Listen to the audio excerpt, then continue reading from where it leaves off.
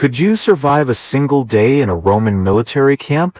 No phone, no privacy, just stone-hard discipline, brutal routines, and relentless drills. Before we step into the sandals of a legionary, take a moment to like and subscribe for more deep-dive history documentaries. Your support helps keep these videos coming.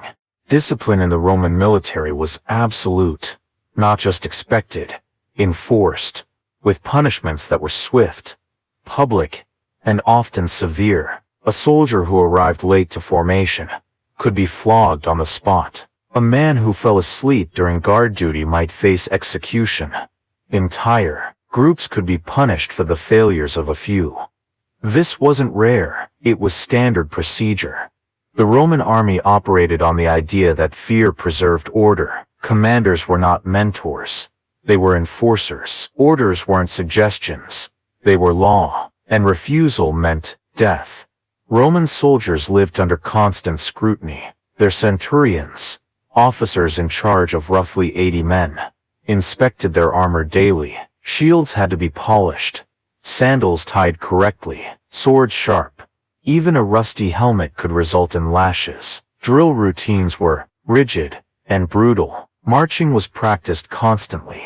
Soldiers carried packs weighing over 60 pounds. Weapons, armor, tools, rations, water, all strapped to the body. They marched across uneven terrain, hills, gravel, rivers, in full sun or cold rain.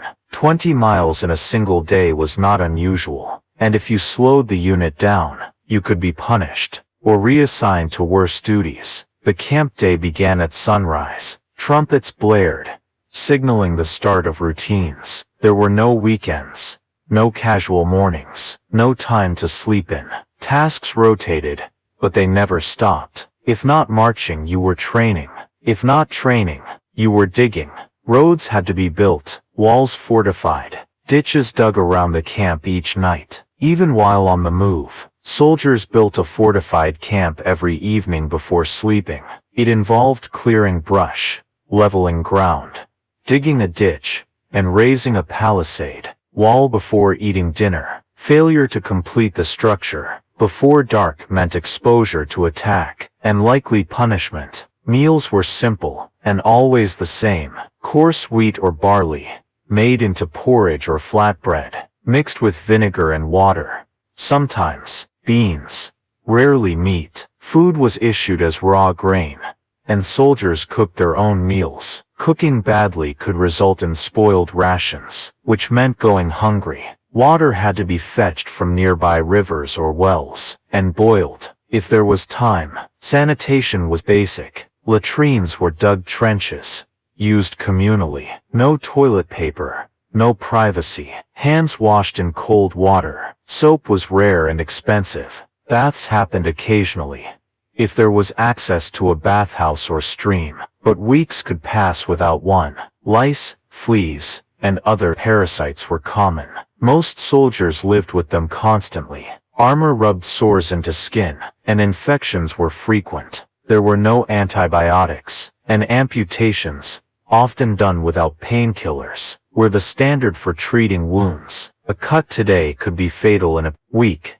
Housing was cramped. 8 soldiers to a tent or barracks room, sleeping on straw mats or bare ground. No pillows, no blankets provided. Snoring, coughing, heat, cold, shared by all. There was no privacy, not even to change clothes. Officers had slightly better quarters, but not by much. Weapons were always close. Every man was required to keep his sword clean and within reach. Drills emphasized immediate readiness. Ambushes could happen any time. Even inside the camp, false alarms were staged to test alertness. Sleeping through one could lead to severe punishment, or worse, cowardice, or even hesitation, was not tolerated. In battle, turning your back could get you killed by your own side. Roman commanders used a practice called decimation. If a unit fled or mutinied, 1 in 10 men was executed by the other 9.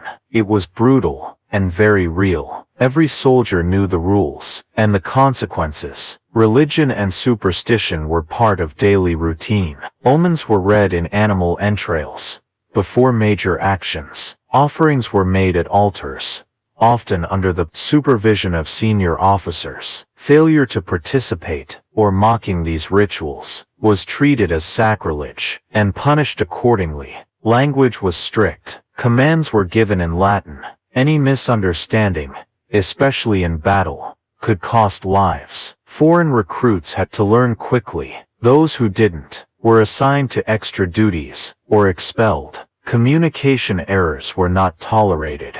Daily life also included standing guard. Night watches were scheduled in shifts, and being caught asleep on duty, even once, was usually fatal, executed by fellow soldiers. To set an example, there was no room for leniency. The Roman military camp was a machine, precise, relentless, unforgiving, and every man inside it was just a cog in the system. Labor was constant in a Roman military camp. It didn't stop with training or marching. Soldiers were also engineers, builders, and manual laborers. Each day involved hours of digging, cutting, lifting, or carrying. Camps had to be constructed from scratch, sometimes in a single afternoon. The layout was standardized. A rectangular space, enclosed by ditches and wooden palisades. Gates placed at regular intervals. Roads laid out in a strict grid. This design was repeated across the empire. In Gaul and Syria, in Britain, identical layouts were built daily. To prepare the ground, soldiers cleared vegetation by hand, cut trees with axes, pulled roots, leveled the soil. Then came the ditch, at least 5 feet deep, dug with short-handled tools, and a rampart, formed from the earth, packed tightly. Wooden stakes were driven in, forming a wall around the perimeter. Inside, rows of tents or barracks were erected. Tents were made of leather, heavy, smelly, difficult to assemble. Barracks, if permanent, required sawing timber, nailing boards, roofing with tile or thatch. Every man participated. Even after long marches, there was no off time. If the unit stopped, the work began. In addition to building their own camp, soldiers often constructed roads. Roman roads were not just paths.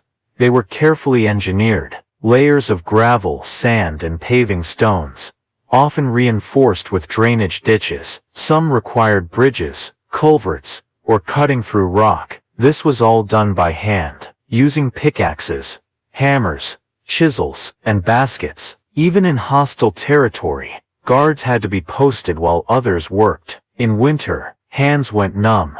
In summer, heat stroke was common, but progress was expected, measurable and daily. Failure to meet quotas could result in reduced rations or extra duty. Forts also needed towers, granaries, storehouses. Timber was harvested from local forests. Logs had to be shaped and hauled. Carpentry was part of military training. Even siege weapons, ballistas, onagers, towers, were built by infantrymen, not specialists, just soldiers with assigned tasks. Ropes were twisted from animal sinew. Metal parts were forged in mobile smithies, and every soldier had to help, regardless of skill level. Supply chains were long and unreliable, so most tools were reused until they broke. Hammers with splintered handles, blades dulled and resharpened dozens of times. There were no replacements on demand. If something broke, it was repaired on site, or not at all. In permanent camps, labor continued year-round. Fields were cleared, wells were dug, ovens were built. Some soldiers served as masons, bricklayers, tile makers. Workshops produced pottery, nails, weapons, even sandals. This constant construction wasn't just practical, it was psychological. It kept men busy, prevented idleness, enforced structure. Boredom was viewed as dangerous. A soldier with free time could stir discontent, so duties were rotated, but never eliminated. If not digging or building, soldiers cleaned gear, inspected each other's weapons, repaired tents, restacked supplies. Even the latrines were dug, maintained, and cleaned by rotating squads. No job was considered beneath anyone. From the newest recruit to the most seasoned veteran, everyone labored. There were no servants in the field.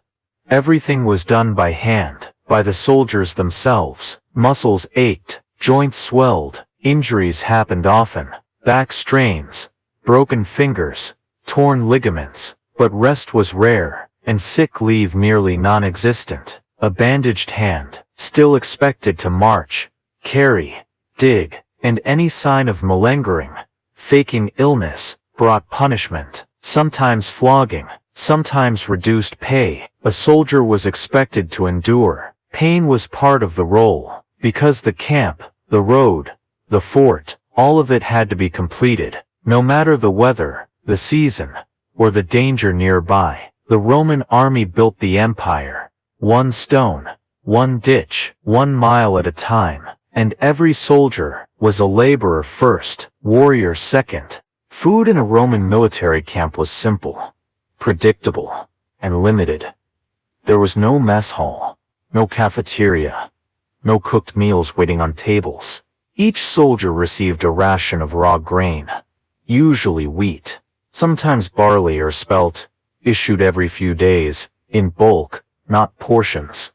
It was measured carefully, roughly 3 pounds per man, per day, weighed and distributed by officers or quartermasters. It was not ready to eat. It required work. First it had to be ground into flour, using small handheld stone mills. These were carried with the unit, heavy, slow to use. Grinding took time and energy. Then the flour was mixed with water, formed into dough, and baked into flatbread, on heated stones or iron griddles. Sometimes it was boiled into a porridge, thick, salty, bland. There was no sugar, no spices, just grain, and effort. Water was collected from streams, wells, or cisterns. It was not always clean, so vinegar was added, creating a drink called pasca, sour, acidic, and unpleasant, but safer than plain water. Meat was rare. Occasionally the army received salted pork, but it spoiled quickly in warm weather. Fresh meat required hunting or butchering local livestock, not always possible, and usually reserved for officers. Fish, when near rivers or coastlines, might supplement the diet. Otherwise, the average soldier ate grain, and more grain. Beans and lentils were common when available, hard to digest, but filling. Cheese was issued sometimes, hard dried cheese, resistant to spoilage. Olives and oil, when in supply, added calories and flavor, but they were not guaranteed. Fresh fruits and vegetables were rare, and mostly eaten when the army passed through farms or towns. Most meals were prepared individually, or in small groups. Soldiers formed contubernia, teams, of 8 men who shared a tent. They also shared cooking duties. 1 or 2 would grind, another kneaded dough, someone else boiled water, others fetched firewood or tended the fire. It was cooperative, but tiring. Fires had to be lit with flint and tinder. Cooking took place in trenches or clay-lined pits. Rain or wind could ruin a meal. Burned bread was common. Undercooked porridge caused cramps. Spoiled water led to dysentery. There was no refrigeration, no food storage outside of sealed amphorae or barrels. Rot was constant. Insects infested. Flour. Mold grew on damp bread. Meat turned in hours under summer sun. Spoiled rations weren't replaced. You ate what you had, and if you didn't, you went hungry. Starvation wasn't common, but hunger was frequent, especially during campaigns, when supply wagons lagged behind, or when roads were flooded, blocked or ambushed. Foraging parties were sent out. They gathered roots, herbs, wild fruit, sometimes scavenged animal carcasses. Everything edible was used. In winter, supplies were stockpiled, but could be stolen or destroyed by enemies. In hostile territory, the army often relied on plunder, taking food from conquered towns, or forcing locals to sell under threat. Morale rose or fell with the food supply. Well-fed soldiers marched farther, drilled harder. Hungry ones grumbled, lagged behind, disobeyed. Commanders knew this, and tried to ensure regular rations. But nature, distance and resistance often got in the way. There were no emergency meals, no backup plans. When food ran out, discipline weakened. The promise of bread kept many soldiers in line, even when exhausted, freezing, or wounded, because without that daily handful of grain, a Roman soldier could not function. It wasn't just nourishment, it was the foundation of the military machine, the minimum needed to keep moving, to keep building, to keep fighting. Sanitation in a Roman military camp was a constant struggle, and a major concern for any commander. Disease could decimate a legion faster than battle, so strict systems were put in place. But with limited technology, latrines were dug outside or along the edges of the camp. Trenches, lined with stone or wood if possible. Sometimes just open pits, long enough for multiple soldiers to sit at once. There were no seats, just planks or stones with holes. Waste dropped into the trench below. When full, it had to be shoveled out and reburied away from camp. This duty rotated through the ranks. No one wanted it, but it had to be done. Hand washing was encouraged, but not always possible. Water sources were not always close, and clean water was limited. Soap was rare, often unavailable. Ash and sand were sometimes used instead. Toilet paper did not exist. A sponge on a stick, rinsed in a water bucket, was shared, one per latrine, cleaned occasionally. The risk of infection was high. Contaminated water could spread quickly. Typhoid, dysentery, parasites.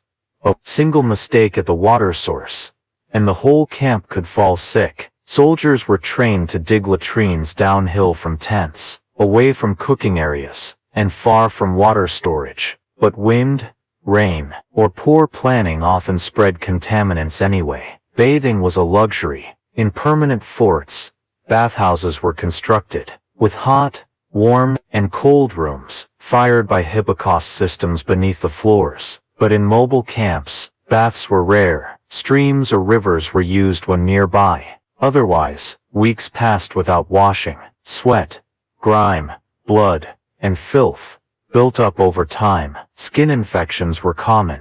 Boils, rashes, and sores went untreated. Lice were universal. Most soldiers shaved their heads to limit infestations. Delousing became a routine chore. Cloaks, tunics, and blankets were boiled or beaten clean, when possible, but more often, they were reused dirty. Clothes were rarely changed. A single uniform, worn day and night, in battle, in sleep, in labor. Boots were not waterproof. Feet stayed wet for days in winter. Campaigns, trench foot, though not named, was recognized as a threat. Toenails rotted. Blisters turned septic. Medical treatment was primitive. No antibiotics, no antiseptics. Cuts were cleaned with vinegar or wine. Cauterization was used to stop bleeding.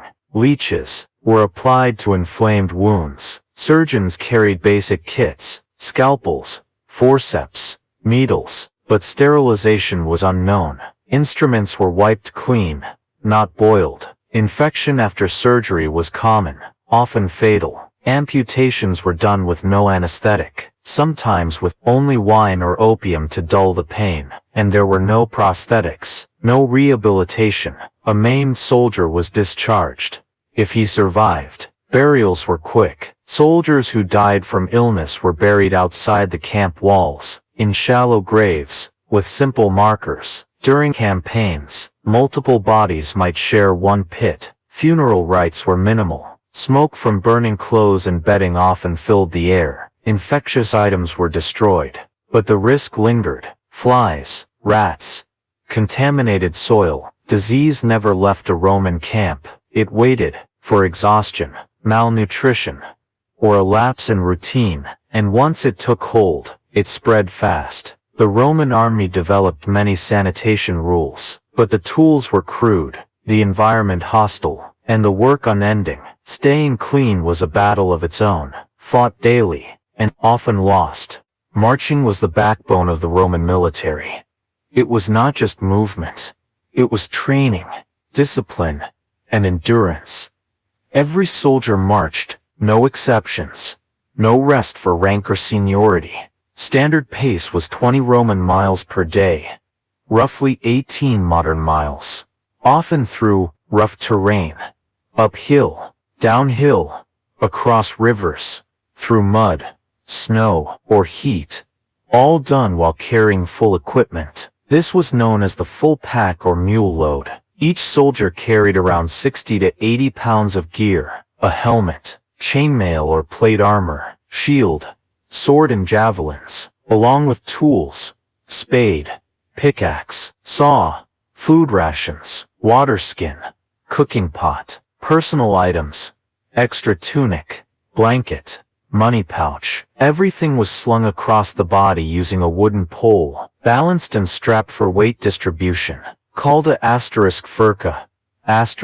It turned every soldier into a human pack animal, hence the phrase, Marius's mules, referring to General Gaius Marius, who reformed the Roman army around 107 BCE. He made soldiers responsible for carrying their own gear, eliminating reliance on carts or animals for mobility. It increased speed and reduced supply problems, but it meant more pain for the individual. Boots, known as collegae were made of leather, heavy, studded soles, but no socks, no arch support. Blisters were constant. Toenails blackened and fell off. Marching in cold weather led to frostbite. In hot weather, heat exhaustion, dehydration. Rest breaks were short, usually 10 minutes every hour, long enough to drink, adjust straps, maybe shift a bandage, but not enough to sleep or fully recover. The pace was steady, but relentless. Slower men were shouted at, threatened, sometimes beaten. A soldier who could not keep up might be left behind, or punished with extra duty. Upon arrival, night marches were common, when stealth was needed, or in extreme heat, lit by torchlight, silent, tense. Boots crunched gravel, shields bumped armor, but no one spoke. Distances varied. A forced march, iter magnum could reach 30 miles in a day, done under time pressure. Often with full battle gear, used for reinforcements, retreats, or ambushes. The goal was speed, not comfort. Camps were set up upon arrival, no rest until trenches were dug, walls raised, tents pitched. Even after 20 miles, labor continued. Marching formations were precise, files of 8 men across, ranks adjusted to terrain. Commanders moved along the flanks, calling orders, correcting posture, spotting weakness. Music-guided steps, cornicing, horn blowers, signaled turns, halts, formations. Each note meant a different command. Mistakes were not tolerated. A wrong turn could disrupt the column, cause confusion, or vulnerability to ambush. March discipline was drilled constantly. Even recruits learned it before touching weapons, because movement, formation, timing, were as vital as combat. A disorganized march led to disaster. Supply trains followed behind, carts with grain, medical gear, blacksmith tools, but they moved slower, and could be lost, which made the soldiers' loads even more important. They carried enough to survive days without resupply. Every man was his own supply line, and when the march ended, and camp was built, they did it again the next day, over and over. For weeks, or months, the Roman army conquered Europe, North Africa, and the Middle East on foot, not by chariot, not by horse, but step by step. By step. The march was not a task, it was the way of life, the way of war, the measure of a soldier. Weather conditions in Roman military life were not an inconvenience. They were a constant threat. Exposure to the elements, without modern gear, shaped every part of a soldier's routine. Armor was heavy, but not insulated. In cold climates, chainmail trapped chill against the skin. In hot ones, it absorbed the sun's heat, burned through tunics, and led to heat exhaustion. Cloaks were standard issue. Wool, water-resistant to a degree, but not waterproof. Rain soaked through in minutes. Once wet, gear dried slowly, especially in damp regions, like Britain or Germania. Wet clothes caused chills. Pneumonia was common.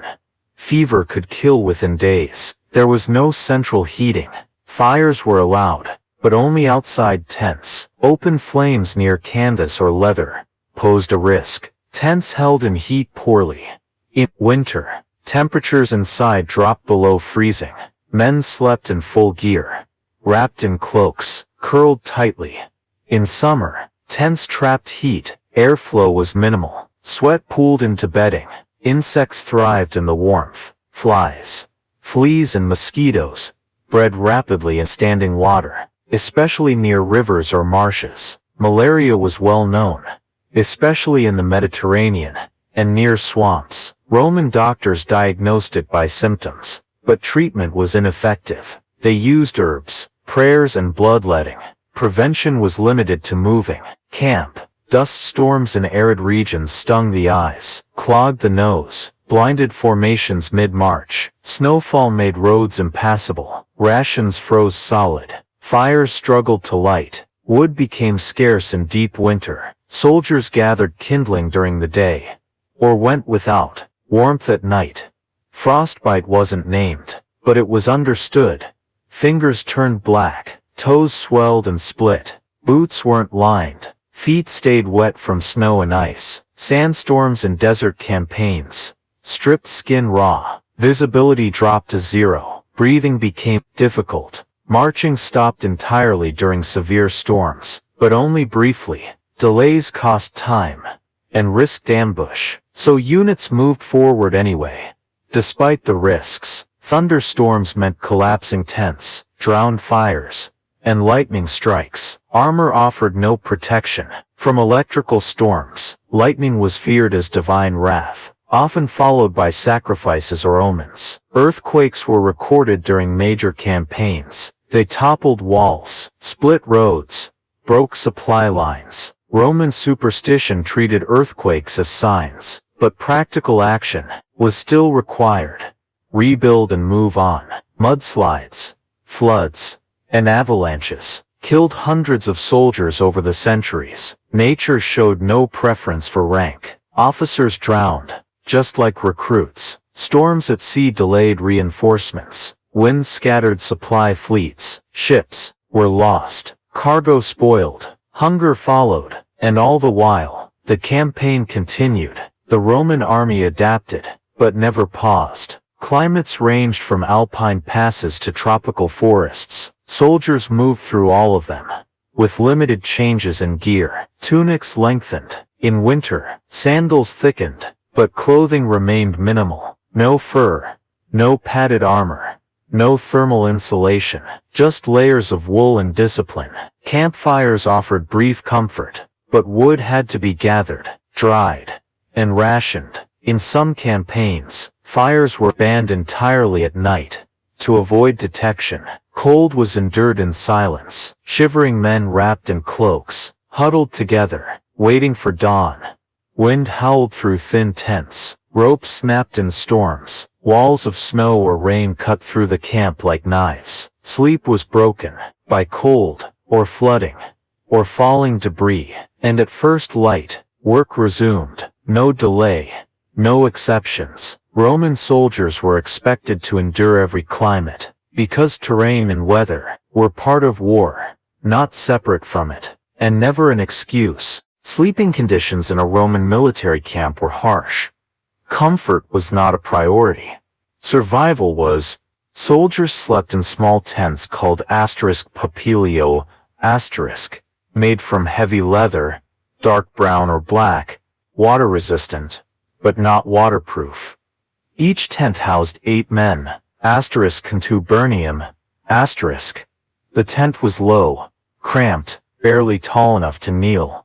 Inside, no beds, no cots, just bare ground, or straw if available. Straw was collected during marches, or bought in nearby towns. But it rotted quickly, infested with insects, and rarely replaced. In permanent camps, wooden barracks replaced tents, slightly better, raised off the ground, more space, less exposure. Still cold in winter, still sweltering in summer. No windows, just slits, or shutters. Ventilation was poor, odors built up, fast. 8 men shared every space, shoulder to shoulder. Their gear, weapons, shields, and personal items, all stored in the same room. No lockers, no closets. Everything lay beneath or beside them. Privacy didn't exist. Changing clothes, cleaning wounds, writing letters, all done in full view of others. Noise was constant. Coughing, snoring, groaning in pain. Guards moved past the tents at night, boots crunching gravel. Horn signals could sound at any hour, calling men to arms, drills, or watches. Night was not quiet. Rain drummed on leather roofs. Wind shook the tent poles. Frost crept under the walls. Fire was not allowed inside tents. Too dangerous. Too risky. Heat came only from shared body warmth and thick cloaks. Each soldier was issued a sagum, a coarse woolen cloak, used as both blanket and outerwear. It repelled water, to a degree, and insulated poorly. Pillows were improvised, a folded cloak, a leather bag filled with straw, or nothing at all. Many slept in full or partial armor, for readiness, or simply to avoid the effort of removing it. The weight compressed limbs, strained backs, caused pressure sores, but if an alarm was sounded, there was no time to gear up. You had to be ready, instantly. Night watches disrupted sleep further. Each man stood guard in rotating shifts, sometimes an hour, sometimes longer. Sleep was broken, irregular, shallow.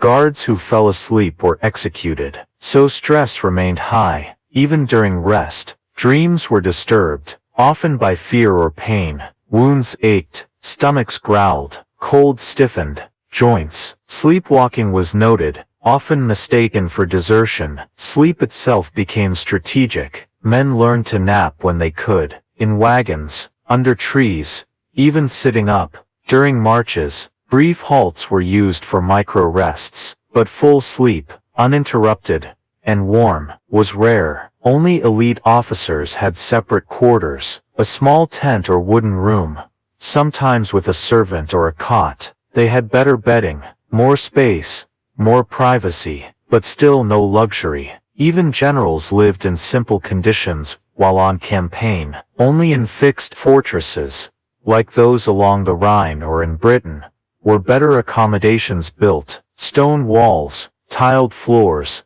fire pits. But these were rare, and only after years of occupation. Most soldiers moved too often for any real comfort. Fatigue accumulated, over weeks, months, years. Old injuries throbbed, new ones emerged. Joints stiffened from cold. Many veterans developed chronic pain. Backs, knees, hips. But sleep remained limited. Even when a battle was won, even when the march was done, rest was not a reward. It was a brief pause, before the next order, the next march, the next camp. Sleep in the Roman military was never deep, never secure, and never enough. Construction duties in the Roman military extended far beyond the walls of a camp. Soldiers were trained not only to fight, but to build. Every legion included skilled laborers, masons, carpenters, surveyors, blacksmiths. But every soldier, regardless of background, participated in construction. It was part of daily life, part of discipline, part of empire building. The most immediate tasks involved fortifications. Each new camp required a ditch, the fossa, dug deep and wide enough to slow attackers, usually 5 to 10 feet. Next came the ager, an earth ramp formed from the excavated soil. Then a palisade, made from sharpened stakes, called vallum. These were carried in wagons, or cut from nearby forests. erected along the top of the embankment, forming a defensive perimeter. This process had to be completed by nightfall. Every day the army moved. They stopped to repeat it. Even in hostile territory, even under poor conditions, speed and uniformity mattered. The faster the camp was secured, the safer the legion became. Plans were drawn in advance. Camps followed a fixed layout, rectangular, with straight roads, 2 main gates, 4 quarters, designated zones for tents, storage, and command. Surveyors used measuring rods and cords to mark sections. Tents went up in neat rows. Ditches and drains channeled rainwater away from tents. Work was done with iron tools, spades, mattocks, adzes, and wooden frames. No machines, no cranes, just manpower. Soldiers rotated tasks, digging, chopping, hauling, shaping wood. Every man took a turn. In permanent forts, construction became more ambitious. Stone walls, wooden towers, gates with iron reinforcements, workshops for armor repair, kitchens, bathhouses. Granaries were built raised off the ground, with ventilated floors to prevent mold. Baking ovens were added, long, dome-shaped furnaces for mass bread production. Drainage systems lined the streets, with underground channels to manage waste and rainwater. Barracks were measured precisely, often built in pairs, with central corridors. Roofs were tiled, doors fitted with iron, hinges. Blacksmiths forged nails, brackets, and bolts. Carpenters cut planks, made stools, shelves, weapon racks, all under military discipline. Supervisors inspected every stage. Mistakes were punished, carelessness not tolerated. Even small errors, a crooked beam, unilined stone, could mean extra duty. Civilians sometimes helped, especially in frontier areas, or where the army stayed long-term. But the majority of labor came from within the ranks. The goal was self-sufficiency. The Roman army did not wait for help. It built what it needed. Temples and altars were often constructed in larger forts. For daily rituals, festivals, or honoring victories, stones were carved with inscriptions, detailing which legion built what, and when. Some of these stones survive today, found across Britain, Gaul, and the Danube frontier. In siege warfare, construction took on a new scale. Soldiers built towers, rams, siege ramps, protective screens, sometimes entire causeways, across rivers or valleys. Earthworks were moved by hand, baskets filled with soil, passed in chains. Logs were cut, stripped, notched, and assembled. Siege towers reached 30 feet high or more. They required hundreds of men to build and push. Everything depended on timing, weight, balance. Failure meant collapse, injuries, wasted time, and still, the soldiers continued. They slept near their tools, ate by the ramparts, worked into darkness. Siege lines were maintained for weeks, sometimes months, in rain, in cold, under enemy fire. Each fortification built, each road laid, each bridge raised, extended reach of Rome, brick by brick, mile by mile, and behind each stone were calloused hands, blistered fingers, aching backs, the invisible labor of empire, performed by soldiers, every day, without rest, without question. Punishment in the Roman military was not symbolic. It was direct, brutal, and public. Discipline was enforced with physical pain, humiliation, and sometimes death. Infractions ranged from minor to severe. But even small errors had consequences. Arriving late to roll call, improperly cleaning armor, losing a piece of gear. These could lead to flogging. The vitus asterisk, a vine staff carried by centurions, was not decorative. It was used frequently. A centurion could beat a soldier on the spot. No trial, no delay, just punishment. Missed watch shift could result in loss of rations, extra duty, or confinement in chains. Sleeping during guard duty was a capital offense. The punishment was death. usually by stoning, carried out by fellow soldiers. This was meant to reinforce vigilance. No man wanted to be the reason his unit was punished. Cowardice in battle brought harsher consequences. Fleeing the front lines, or breaking formation, could result in execution, sometimes immediate, sometimes after formal judgment. In group offenses, the Roman army employed decimation. This was one of the most feared punishments in military history. If a cohort or unit was found guilty of mutiny, desertion, or cowardice, the entire group was lined up. 1 in every 10 men was chosen by lot. The remaining 9 beat him to death, with clubs, stones, or bare hands. No one was spared. Even loyal soldiers could be selected. The randomness was part of the punishment. It created fear, resentment, and obedience. It was rare, but real, and recorded multiple times in Roman history. Lesser punishments were more common. Standing at attention for hours under full gear, sleeping outside the camp walls, exposed to animals, weather, and enemies, digging latrines for weeks, being denied food for a day, or given only vinegar and water, being made to carry extra weight, or march double distance. Humiliation was also a tool. A soldier might be paraded through camp wearing a sign, declaring his crime, mocked by fellow soldiers, forced to clean out animal pens, or sewage ditches. These acts lowered morale, but reinforced discipline. Recruits faced hazing, extra drills, verbal abuse, physical tasks beyond endurance. Centurions were strict by design. They were chosen for toughness, not kindness. A centurion who failed to maintain order was replaced. Harsh discipline kept the ranks unified, but it also broke men. Some deserted, despite knowing the penalty. If caught, they were executed publicly. Beheading, crucifixion, or being beaten to death. No mercy was shown. Officers were also punished. If they lost control of their men, if they failed in command, if they disobeyed a senior officer, they could be fined, stripped of rank, reassigned to frontline duty, or executed. Depending on the offense, Roman military justice had no appeal system.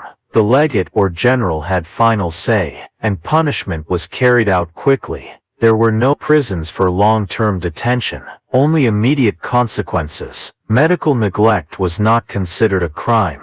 A soldier who fell ill might be left behind, or denied treatment if the unit moved on. Survival was the only measure of success. The Roman army was built on order, and order required fear. Every man knew what was expected, and what happened when expectations were not met. Punishment wasn't occasional, it was part of daily life, a tool as familiar as the sword, and just as sharp.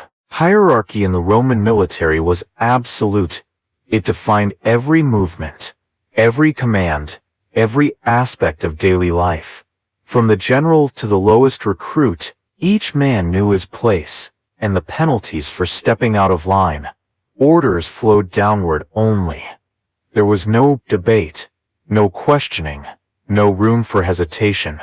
Even the smallest instruction, carry water, dig a ditch, stand guard, was treated as binding. Centurions enforced this structure relentlessly. Each century, about 80 men, was led by a centurion. He issued orders, supervised punishments, directed drills, and monitored morale. Centurions reported to tribunes, tribunes to the legate. The legate, appointed by the Senate or emperor, commanded the legate. Each level had clear authority and limited tolerance for failure. A soldier who challenged his superior, even verbally, could be beaten, or worse. Appeals were rare and dangerous. Grievances were handled internally. Complaining publicly, or showing defiance, marked demand for punishment. The chain of command extended to daily routines. Who ate first? Who stood watch? Who marched where? Orders could include marching formations, cooking duty, latrine maintenance, or execution squads, and they were obeyed without delay. Initiative was discouraged at the lower levels. Improvising without permission was seen as insubordination.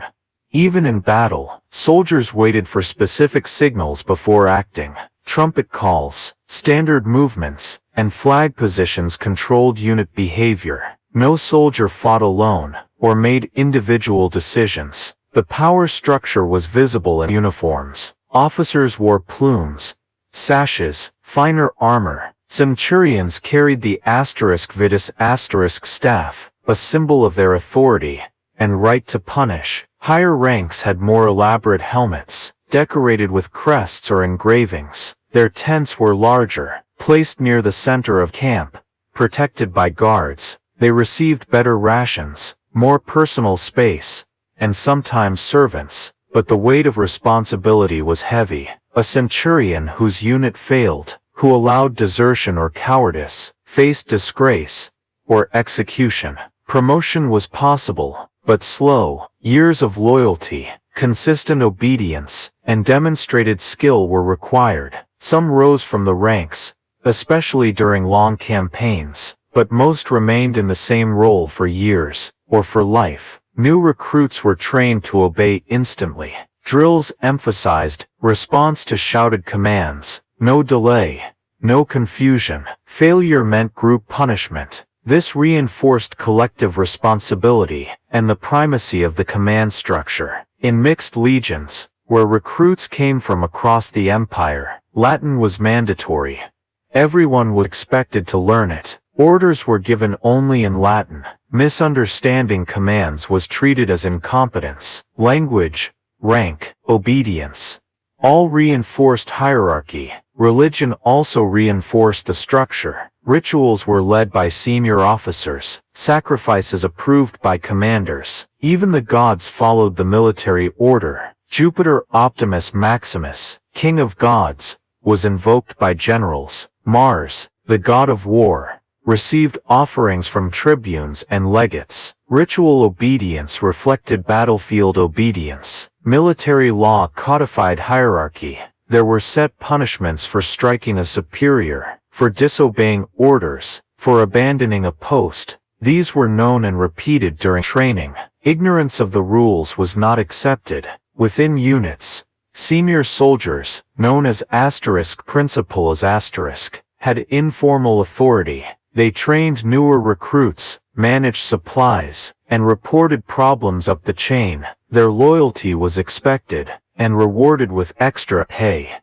Mutiny was rare and crushed swiftly. Commanders used a mix of fear, reward and ritual to maintain structure. Pay increases, public honors, additional food rations, balanced against floggings, executions, and forced marches. The system was rigid, but effective. Each man looked up to the next, took orders, gave none, and passed along discipline. Hierarchy was the spine of the Roman army. Without it, nothing moved, nothing fought, nothing survived.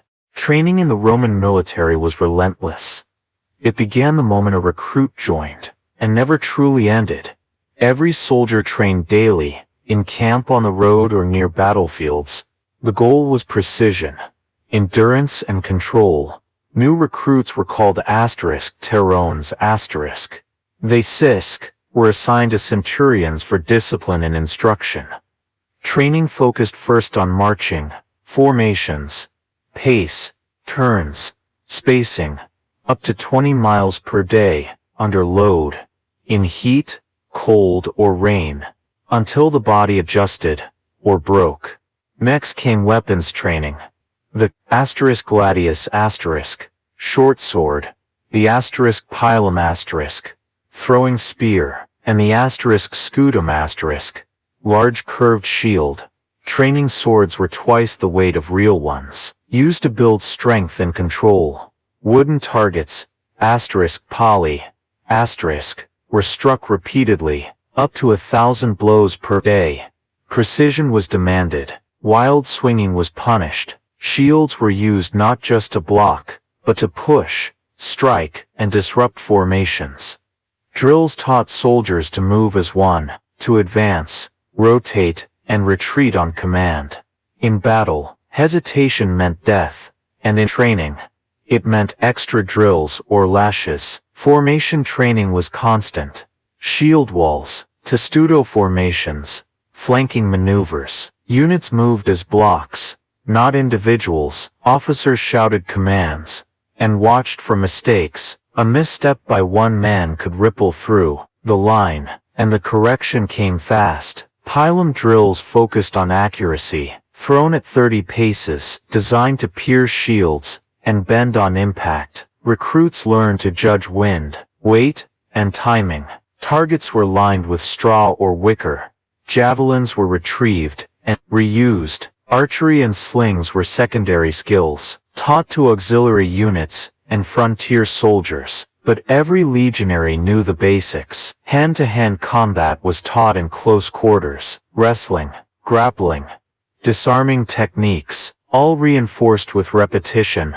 Physical fitness was critical. Running, swimming, climbing, and lifting were regular. Obstacle courses were built inside camps. Men crawled under beams, vaulted walls, crossed rope bridges, all while wearing partial gear. Endurance was the objective, to fight for hours, march for days, dig for weeks, without breaking down. Training also included construction skills, using tools, shaping wood, placing stone, camp building, road work, trench digging.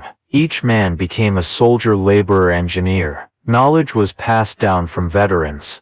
No manuals, just example and correction. Mistakes were corrected with blows, not warnings. Commanders expected progress, not excuses. Horses were used by cavalry and officers, but infantrymen learned to control mules, pack animals, and wagons. Every man was trained to be self-reliant, to cook, mend gear, sharpen weapons, and tend injuries. Medical training was basic, but included binding wounds, making splints, and stopping bleeding. Ritual training was also required, learning military prayers, rituals before battle, and proper conduct at altars.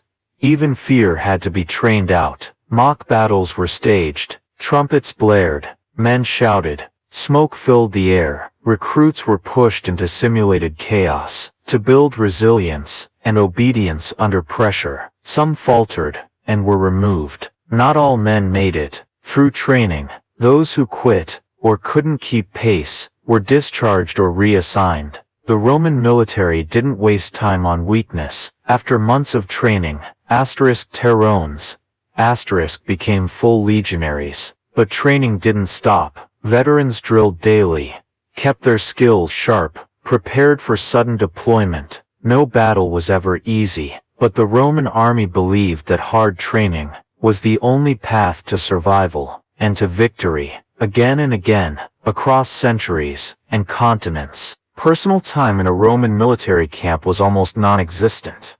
The day was scheduled, regulated, and watched. From dawn to dusk, every hour had a purpose. Reveille came with the sound of the cornu, the curved horn, followed by assembly, inspection, and orders. The rest of the day was assigned to labor, drills, or watch. Even meals were rushed, eaten quickly before the next task began. There were no lunch breaks, no afternoon naps, no free evenings. Only after all duties were complete, camp built, weapons cleaned, rations eaten, was there brief time for rest. This might last an hour or two, sometimes less, and even then, the threat of orders lingered. Trumpet calls could summon men back to formation at any time. Personal time was never guaranteed. What a soldier did with it depended on conditions. Some mended gear, sewing tunics, patching cloaks, oiling sandals. Others sharpened weapons, inspected armor for rust or cracks. Some wrote letters, if they were literate, using wax tablets or papyrus scrolls. But writing supplies were expensive, and few soldiers wrote regularly. Many spent free moments gambling. Dice games were popular, often played with bones or carved cubes. Wagers were small. Food, coin, clothing. Gambling was officially discouraged, but rarely punished unless it caused fights. Other men carved wood, shaped metal, trinkets, or whittled spoons and handles. Crafting was a quiet way to pass time. Reading was rare. Most soldiers were illiterate. Those who could read often had duties as clerks or scribes. They copied orders, kept supply logs, wrote reports. Some units kept a library, chest, with scrolls of laws, regulations, or history. But this was more for officers than the average legionary. Music was minimal. Soldiers sometimes sang marching songs, or played simple instruments, flutes, small drums, stringed lyres. But instruments were personal, items not issued. Noise discipline discouraged loud recreation. Silence at night was enforced. Excess talking, or laughing, could draw reprimands from superiors. Bathing, when available, was both hygiene and leisure. Men talked, joked, and relaxed in bathhouses. But these were only in permanent forts, or towns. On campaign, washing was done in rivers, and often under guard. Interactions with locals were tightly controlled. Fraternizing with civilians, merchants, or women could lead to punishment, especially if it distracted from duty. In foreign provinces, language barriers made socializing difficult, and soldiers were often viewed with suspicion or hostility. Religious rituals occupied some free time. Men offered prayers to Mars, Jupiter, or household gods. Small altars were built near tents, or used communally. Sacrifices of incense or food marked feast days and military anniversaries. For many, this was the only structured personal activity. Entertainment was sparse. No books, no music halls, no games beyond dice or carved toys, no sports, except informal wrestling or sparring. The camp was not a place for pleasure. It was a place for order, function, and readiness. When a soldier had nothing assigned, he often chose to rest, lying on a straw mat, wrapped in his cloak, watching the sky fade into darkness. But even then, his boots stayed close, his sword remained sharp, and his ear stayed tuned for the next call to arms. Because in the Roman military, personal time was not freedom, just a pause before the next demand. Armor in the Roman military was heavy, restrictive, and essential. It protected the body, but it taxed the body at the same time. Standard equipment for a Roman legionary weighed between 40 and 60 pounds. This included body armor, helmet, shield, weapons, accessories. The most common form of torso protection was the lorica segmentata, made of overlapping iron strips, fixed to internal leather straps, formed into a rigid shell around the chest and shoulders.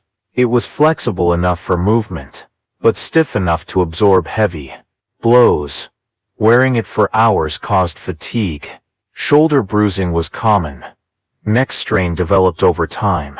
Rashes formed where the metal rubbed skin raw. Underneath, a thick woolen tunic was worn. It provided minimal cushioning. Sweat soaked through it daily, causing the iron to rust quickly, which required constant cleaning with oil and sand. Other soldiers wore lorica hamada chainmail, thousands of interlocking rings, heavier than segmentata, but more adaptable to different body shapes. Chainmail was especially common among centurions and auxiliary troops. It weighed 20 to 25 pounds, hung from the shoulders, and pulled down on the spine over long marches. Lorica squamata. Scale armor was used less often. It resembled fish scales. Each scale sewn to a backing offered good protection, but snagged easily on weapons or terrain.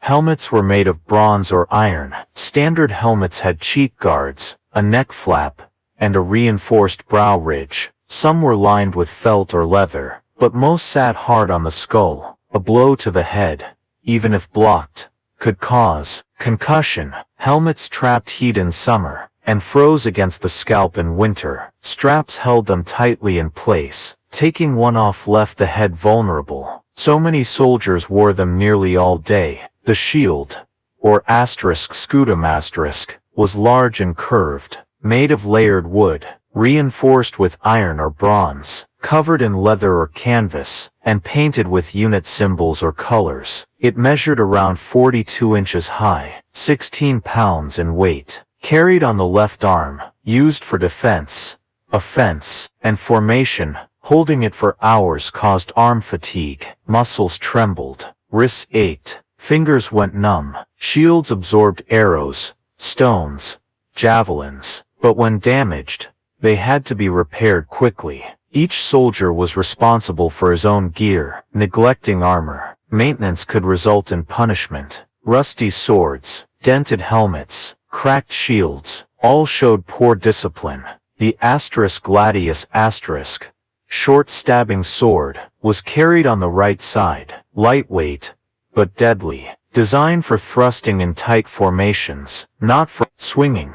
The pugio asterisk, a small dagger, hung on the left, backup weapon, also used for close combat or utility tasks. The pilum asterisk, heavy javelin, was thrown before engaging, its soft iron shank bent on impact, preventing enemies from throwing it back. Soldiers often carried two. They were long, awkward, difficult to pack, but critical in battle. All this equipment had to be worn, carried, or kept at arm's reach. During training, marching, labor, and guard duty, nothing was left behind. Armor slowed movement. Running in full gear was possible, but exhausting. Climbing walls, crawling under beams, lifting heavy loads, all had to be done while wearing it. Rain made armor slippery, mud clogged straps, snow froze the joints, hot sun baked metal against the skin. No padding protected the shoulders from long-term strain. Veterans often developed curved backs, stiff joints, permanent scarring where armor rubbed flesh. Despite these hardships, armor was rarely removed. To take it off was to risk being unprepared. Surprise attacks happened often. Ambushes at dawn, raids at night, arrows from hills. A soldier caught without armor had little chance of survival. So even in sleep, even in heat, even in rain, armor stayed close, polished, fitted, and ready. Because in the Roman army, survival meant carrying the weight, every hour, every day, without exception. Disease was a constant threat in Roman military camps. More dangerous than swords, more persistent than enemies. Camps brought together thousands of men, sleeping close, eating together, sharing tools and water. Conditions were ideal for the spread of illness. Basic hygiene could only do so much. Even the most disciplined unit couldn't prevent outbreaks. Dysentery was common, caused by contaminated food or water, spread through unwashed hands, shared utensils, poorly dug latrines. Symptoms included vomiting, fever, bloody diarrhea, and rapid dehydration. In some outbreaks, hundreds died in days. Doctors had little to offer. Wine or vinegar was used to clean wounds, but it did little to stop bacteria or parasites. Malaria was endemic in many provinces, especially near marshes, rivers, or in lowland regions. Fever, chills, fatigue. There were no cures. Herbs like wormwood or willow bark were given. Sometimes opium, if it could be found. Men worked and marched through their symptoms, or collapsed in the field. Tuberculosis spread through close quarters. Coughing. Soldiers infected others in tents and barracks. It lingered for months, wasting the body. Eventually fatal. Pneumonia was common in colder climates. Wet clothes, frozen ground, inhaling cold air during long marches. Infections settled in the lungs. Breathing became painful. Sleep impossible. Death followed quickly without treatment. Skin infections plagued soldiers constantly. Armor caused abrasions. Dirt and sweat entered the wounds. Pustules formed, turned into ulcers, sometimes required amputation. Lice and fleas spread. Typhus. It caused rash, fever, confusion.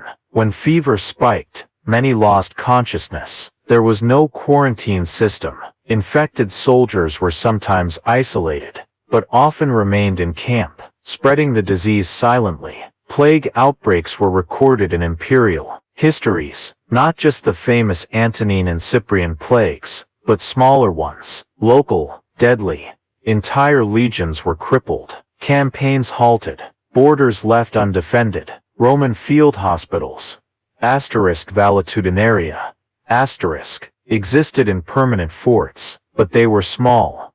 Few beds, limited supplies, minimal knowledge of germs. Medical tools included scalpels, forceps, bone drills, effective for injuries, but not for infections. Bleeding was a standard treatment. A vein was cut. Bad humors were drained. This weakened the patient, often hastening death. Amputation was done without anesthesia. Limb held down, sawed off, wound cauterized with a hot iron. Survival depended on luck, not care. Dead soldiers were buried quickly, usually outside camp walls, in shallow graves. Funeral rites were brief, sometimes shared with others. When space or time ran out, contagion didn't care about rank. Generals and centurions died alongside privates. Camps stank of sickness. Moans echoed through tents at night. There was no hope for many, only endurance. Some soldiers recovered, but were left weak, unable to march or lift a shield. They were often discharged, sent back to their hometowns, or left to survive as best they could. Veterans carried the marks of disease forever, sunken cheeks, missing limbs, persistent coughs, and memories of camps struck down not by the enemy, but by invisible foes, carried in water, air and the breath of a fellow soldier, waiting in every corner of the empire, and never far from the next camp, the next ditch, the next night's rest. Cowardice in the Roman military was not just frowned upon, it was criminal, defined clearly, punished harshly, and feared by all ranks.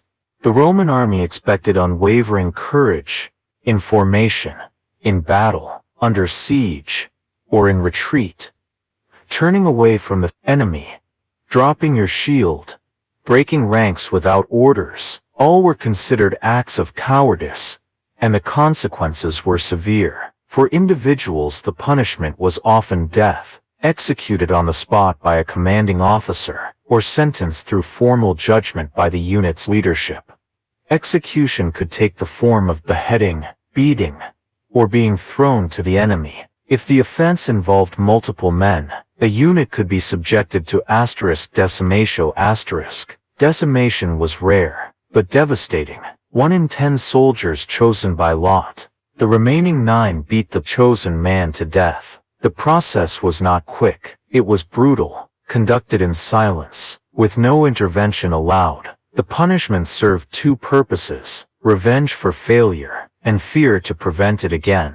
Decimation was recorded during mutinies, retreats, and cowardly retreats from battlefields. Commanders used it carefully, but with absolute authority. Even entire cohorts could be disbanded, stripped of their standards, their name, their right to serve. Disgrace followed those men permanently. Some were forced into support roles, digging latrines, building roads, denied combat until they redeemed themselves. Others were discharged without honor, returning home marked by shame. Cowardice also carried informal punishments: mockery, social isolation, denial of rations. A man known to have shown fear in battle could be excluded from camp rituals, denied companionship, passed over for promotions. Rumors spread fast, and reputation mattered. Centurions and officers held soldiers to a strict model of bravery. Those who hesitated in drills, flinched at loud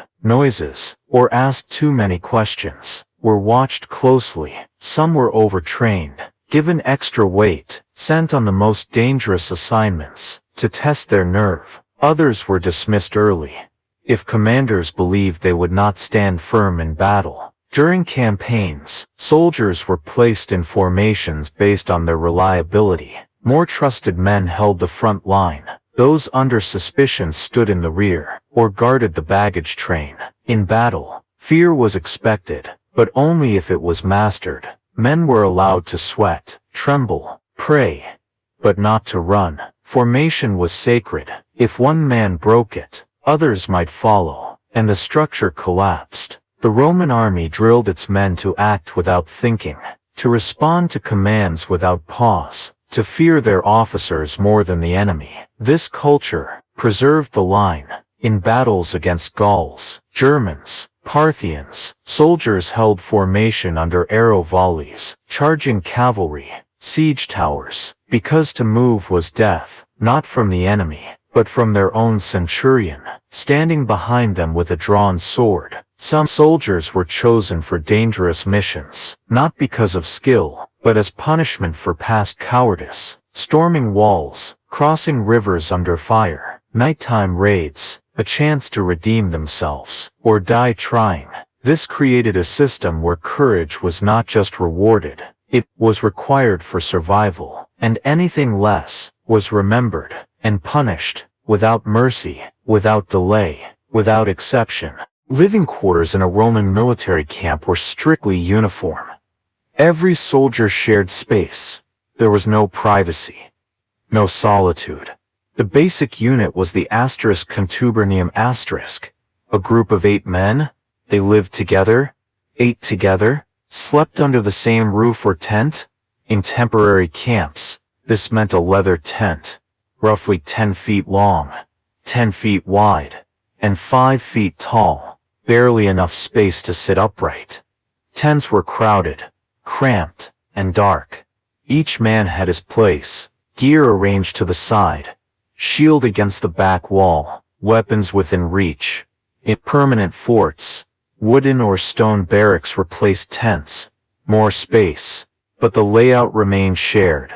Rooms were still small, one entry, one shared sleeping platform, no interior walls. Barracks often housed 10 contubernia, per building, 80 men under one roof, with narrow walkways, common latrines, and a single shared fire pit outside. Beds were straw mats, or raised planks if available. No pillows, no blankets issued by the army. Each soldier used his cloak, the *sagum*, for warmth. Straw collected from local fields was replaced only when infested. Most of the time, men slept in their clothes. Even armor, partial or full, was worn during high alert periods. Boots stayed close, helmets hung above the door. Night alerts were common, ambush drills, inspections, or real threats. Men had to be ready in seconds. There was no place to hide valuables. Coins, letters, keepsakes, all kept in leather pouches tied to belts, or hidden beneath cloaks. The risk of theft existed, though punished severely. It still occurred. Food was also stored in the tent, grain rations, hard bread, vinegar flasks, attracting insects, rodents, and sometimes disease. Cleaning was up to the men. No assigned janitors, no service staff. Gear had to be cleaned regularly, armor polished, sandals scraped free of mud, belts repaired.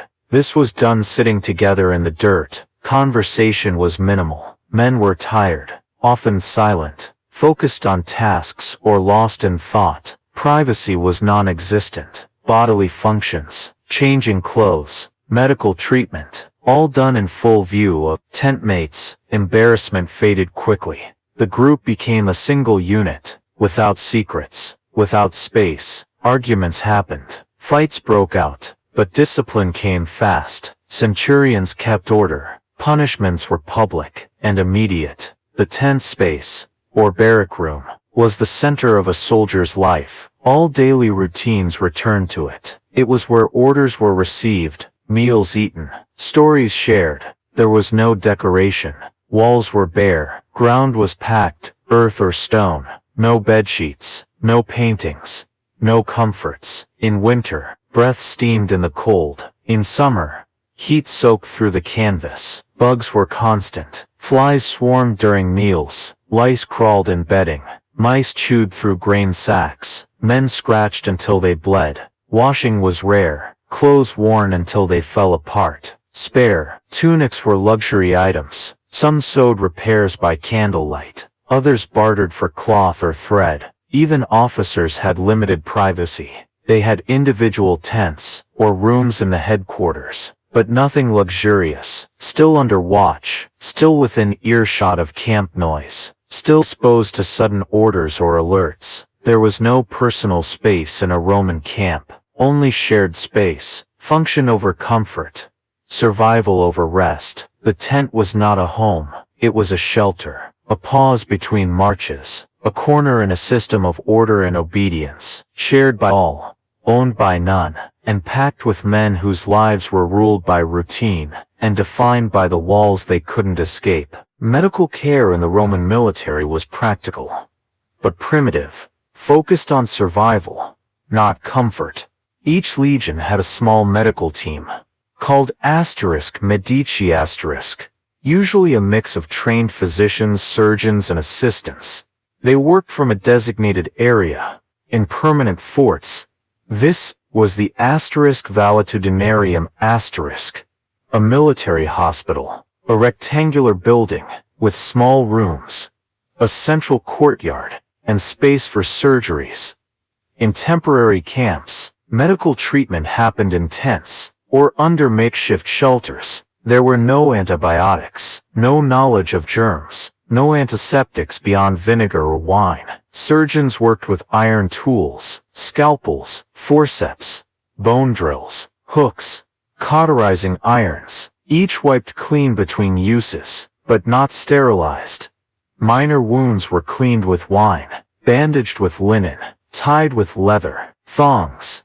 Poultices were made from herbs, clay, or crushed insects. Pain relief was limited, opium if available, dulled severe pain, but most treatment happened while conscious. Soldiers bit on leather straps, or screamed into cloth. Broken bones were set with wooden splints, tied tightly to limit movement. There were no casts, no x-rays. Healing was slow and often incomplete. Infections were treated by draining pus, or by cauterizing the wound. Red-hot metal pressed to the flesh, sealing vessels, killing tissue. It worked, sometimes, but often made the injury worse. Amputations were a last resort, performed when rot set in, or when arrows or swords shattered limbs beyond repair. No anesthesia, just speed. Saw through the bone, cauterize the stump, wrap tightly. Survival depended on blood, loss, shock, and infection. Many died within hours, or days. Those who lived were marked for life. Missing arms, shattered knees, fused joints. Rehabilitation was minimal. Crutches were made from wood. Missing limbs were not replaced. Infected teeth were pulled with pliers or chisels. No fillings, no repairs. Mouth infections were dangerous. They spread to the jaw, then to the blood, killing slowly and painfully. Eye injuries were untreatable. Blinded soldiers were removed from duty. They either served in support roles, or were discharged, sent home to live as dependents, or beggars. Head injuries were common, from falling, blows or thrown missiles. There was no brain surgery, only cleaning the wound, bandaging, and watching for signs of confusion or coma. Doctors used diagrams of the human body, based on Greek and Roman writings. Hippocrates, Galen. They understood anatomy, but not infection, not immunity. They believed in balancing the four humors: blood, phlegm, black bile, yellow bile. So treatments included bloodletting, a controlled bleed to reduce fever, inflammation, or headache. It weakened the patient, but was believed to purify the system. Not all medical staff were professional. Some were conscripts, former slaves, or civilians attached to the legion. Experience mattered more than training. A surgeon who saved lives was respected. One who failed was reassigned or punished. Medical records were kept. Scrolls detailed injuries, treatments, and outcomes, used by officers to track manpower. The army needed fit men.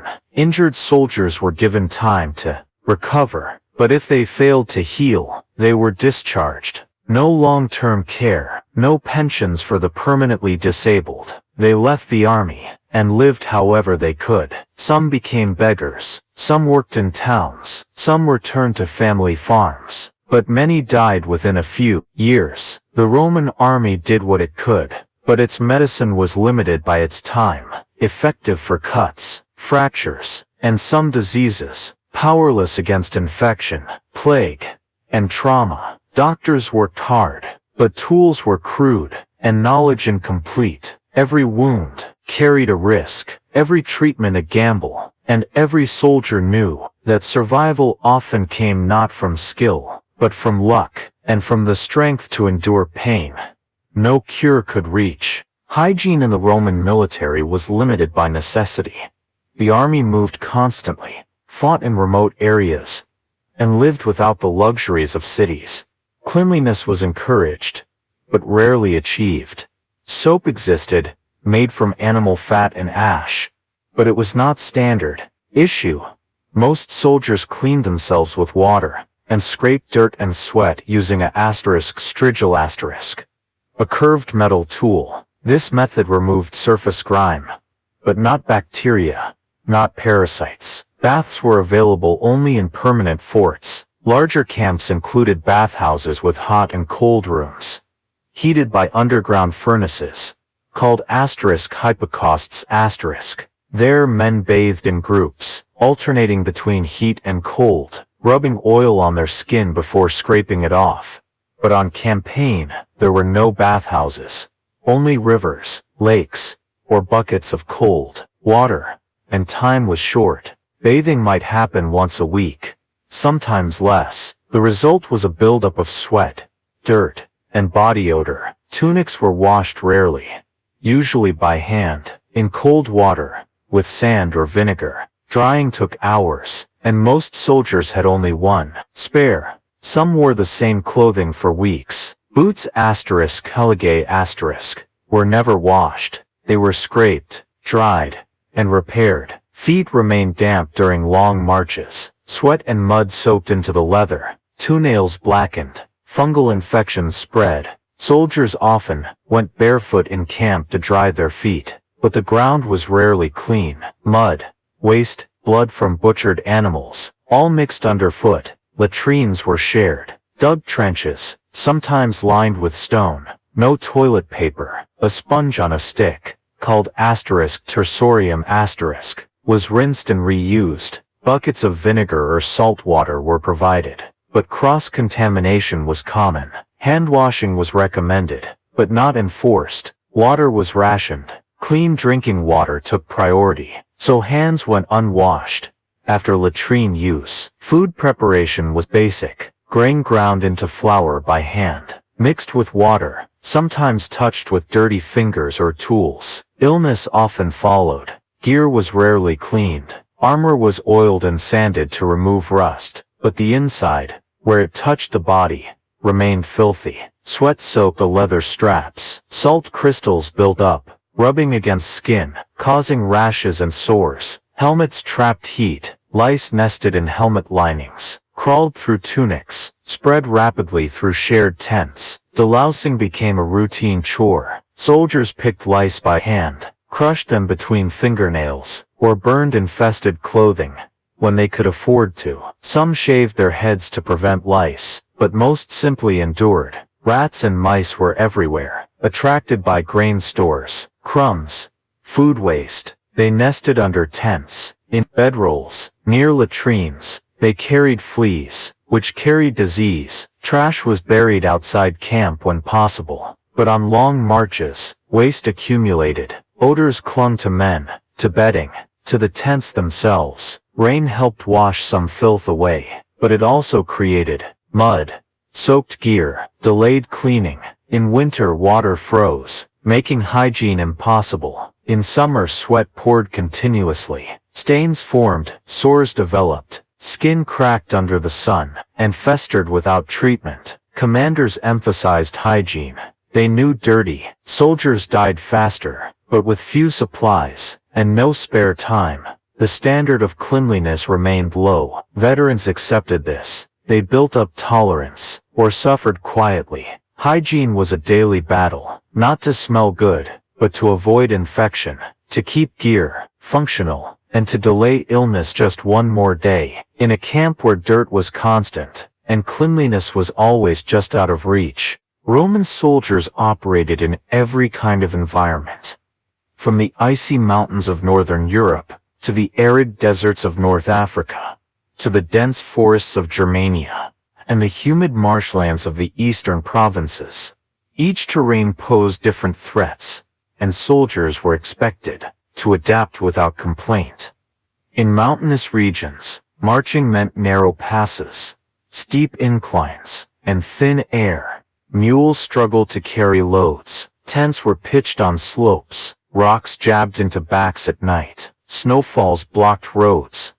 Avalanches buried entire detachments. Visibility dropped quickly in storms. Footing became treacherous. One wrong step, and a man could fall to his death. In the desert, heat ruled the day, and cold ruled the night. Armor absorbed the sun's rays, scorching the skin underneath. Sandstorms blinded. Formations, grit-filled eyes, mouths, armor joints. Water was scarce. Rations included vinegar diluted with water.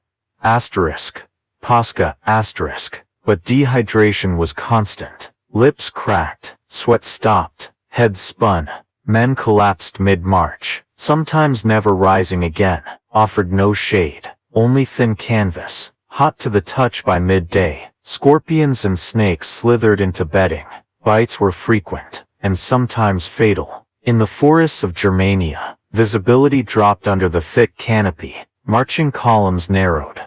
Ambushes came from above, from behind trees, under roots. Wet leaves made footing slippery. Roots snagged boots. Armor clanged against branches. Rain lasted for days. Gear molded. Tents leaked. Streams flooded. Rivers had to be forded on foot. Clothes soaked through. Cold clung to the skin for days. Marshes were worse. Boots sank in mud. Mosquitoes swarmed without end. Malaria spread silently. Tents collapsed in the soft ground. Food spoiled in the humidity. Fires refused to light in the damp air. Night watch became impossible. Footsteps vanished in the mud. Voices muffled by fog. In open plains, wind howled across the flatlands. Dust stung the eyes. Camp walls had to be built higher to withstand gusts. In summer the heat baked the ground. In winter frost formed quickly. Blades cracked under sudden temperature shifts. Each environment demanded different strategies, but gear remained largely the same. No special uniforms for weather, just wool cloaks, leather sandals, and iron armor. Soldiers made do, wrapped feet in cloth, slept in dugouts for shelter, huddled together for warmth, but the elements always won eventually. Tents tore, cloaks rotted, food supplies ran low, morale dropped in extreme climates. Men argued more, deserted more, died more, but the army continued. Because orders were orders, campaigns advanced through blizzards, droughts, and floods. No weather stopped the march. If the road vanished under snow, soldiers dug a new one. If the sun scorched the earth, they marched at night. If the swamp swallowed boots, they tied sandals tighter and kept moving. Every climate, every terrain, every condition, faced head-on, no matter how hostile, because the Roman military was built not just on steel, but on the will to walk through anything, to conquer regardless of the land beneath their feet and the sky above their heads. Roman military camps were never completely safe. Even with walls, ditches, and guards, there was always the threat of surprise attacks. Enemies knew the value of disruption. A sudden strike at night, a raid during mealtime, a skirmish while soldiers rested, could cause chaos.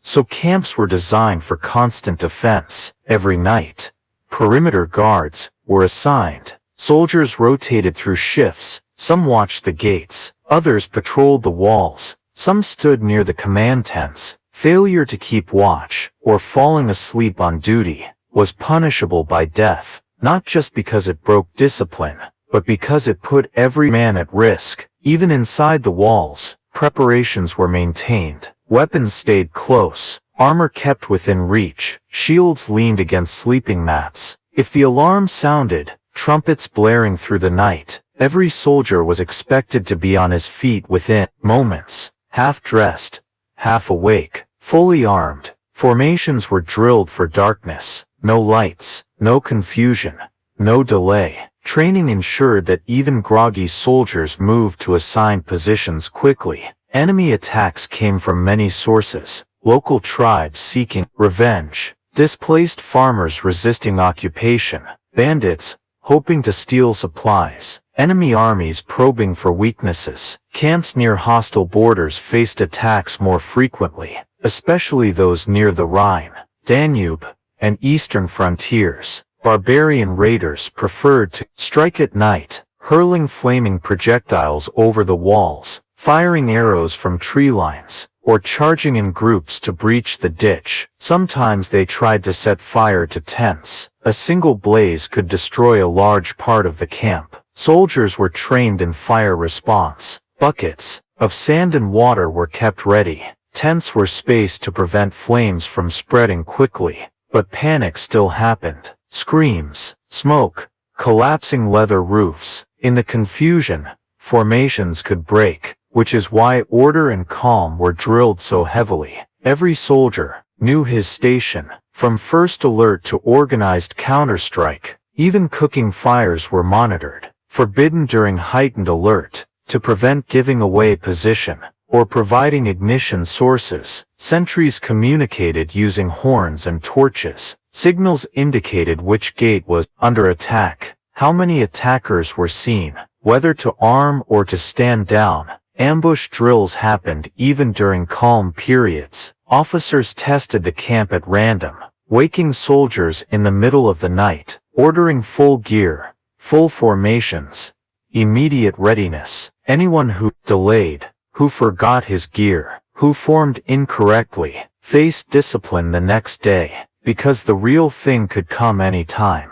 Roman engineers designed camps for defense: straight roads, clear sight lines, limited blind spots. Gates were narrow, to prevent enemy rushes. Corners were reinforced, to prevent encirclement. Command tents were placed at the center, surrounded by experienced units, to ensure protection of officers and vital orders. Supply areas were guarded. Enemy raiders often targeted grain, weapons, or livestock, so soldiers slept near storage zones when necessary. In high-risk zones, watchtowers were added, raised platforms for archers or signalmen. They spotted approaching threats and raised the alarm quickly. Despite these precautions, surprise attacks still succeeded. Occasionally, reports tell of legionaries killed in their sleep, camps overrun before dawn, standard bearers cut down, eagles captured, cohorts scattered. Such defeats were rare, but remembered, and avenged harshly. The Roman military responded to surprise with overwhelming force. Counterattacks were launched the same day. Scouts were sent to track raiders. Villages harboring attackers were destroyed. To ensure fear and reduce future threats, a Roman camp was never just a resting place. It was a fortress, a war machine at rest, prepared to fight from within at any moment, day or night. Religion in the Roman military was not optional. It was integrated into daily life, into commands, into rituals, into the structure of the army itself. Every legion had its official gods: Jupiter Optimus Maximus, king of the gods; Mars, god of war; Victoria, goddess of victory; Fortuna, controller of fate, and many more. These deities were honored in formal ceremonies, led by commanding officers, observed by the entire legion. Participation was mandatory. Failure to attend, or mocking the rituals, was considered both a crime and a threat to unit cohesion. Before battles, sacrifices were made, usually animals, bulls, sheep, pigs, and trails were examined for omens, by military priests, or Haruspices asterisk. The condition of the liver, color of the organs, pattern of the blood, all interpreted as signs from the gods. A bad omen could delay an attack. A good one could be used to motivate troops. Religious rituals were also held on anniversaries, founding of Rome, military festivals, birthdays of emperors. Altars were decorated with flowers, incense burned, hymns recited. Every soldier stood in line, watching, listening, repeating phrases. Even in remote camps and on distant frontiers, makeshift altars were built, stones stacked, offerings placed, worship extended beyond state gods. Each soldier had personal deities, household spirits, ancestral gods, known as asterisk, lares asterisk, and asterisk, penates asterisk. Small figurines were carried in packs, placed near beds or inside tents. Prayers were said privately, before sleep, or before battle. Some worshipped regional gods. A Gaul might honor Epona, Breton might pray to Sulis, an Egyptian might invoke Serapis. The army allowed this diversity, so long as loyalty to Rome was clear. Roman emperors were also worshipped, not just honored, but deified. Altars to the divine emperor were common in camps. Soldiers gave offerings, burned incense, swore oaths. Loyalty to the emperor was a religious duty. Refusing to do so, especially under later emperors, was treated as treason. Early Christians faced persecution in this context. They refused to sacrifice to Roman gods, or to the emperor. This made them enemies of the army. Some were expelled, others executed. Religion shaped the chain of command. Oaths of service were sacred, sworn on weapons, the gods, and the emperor. Breaking an oath was both a legal and religious offense, punished with exile, flogging, or death. Temples were built near large forts, dedicated to Mars, Jupiter, or local deities adopted by Roman commanders. Priests were sometimes soldiers themselves, or appointed by officers. They maintained the altars, stored ritual items, directed public ceremonies. Dreams were recorded. Strange visions were reported to commanders. Some believed dreams could contain messages from the divine. Decisions were sometimes shaped by what men dreamed. Storms, earthquakes, and lightning strikes were viewed as signs. Commanders responded with sacrifices, delays, or altered plans. Divination was common, using birds, dice, or marked sticks to read fate. Not every soldier believed, but every soldier participated. Religion was not just personal, it was military discipline, political loyalty, and emotional resilience. In battle, gods were invoked with every sword thrust. Victory was credited to divine favor. Defeat was blamed on insufficient piety, or the anger of forgotten spirits. The Roman army conquered not only with weapons, but with rituals, turning the gods into generals, and faith into armor, worn alongside iron and steel. At every outpost, in every war, across every mile of the empire, communication in the Roman military was rigid, structured, and uniform. It relied on consistency, not improvisation. Latin was the official language. Orders were spoken, shouted, or written in Latin only. Every soldier, regardless of origin, was expected to understand, respond. Recruits from distant provinces, Gaul, Syria, Africa, Britain, all had to learn the language.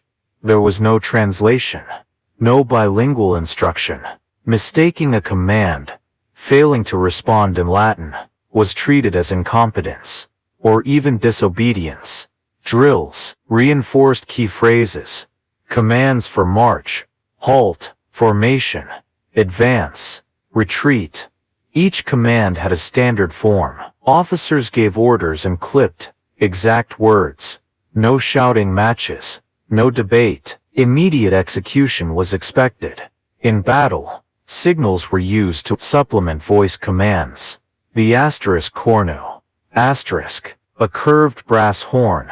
The asterisk tuba, asterisk, a straight trumpet, Different notes indicated movement, advance, halt, reform ranks, attack. Every soldier learned the tones, even in the chaos of combat.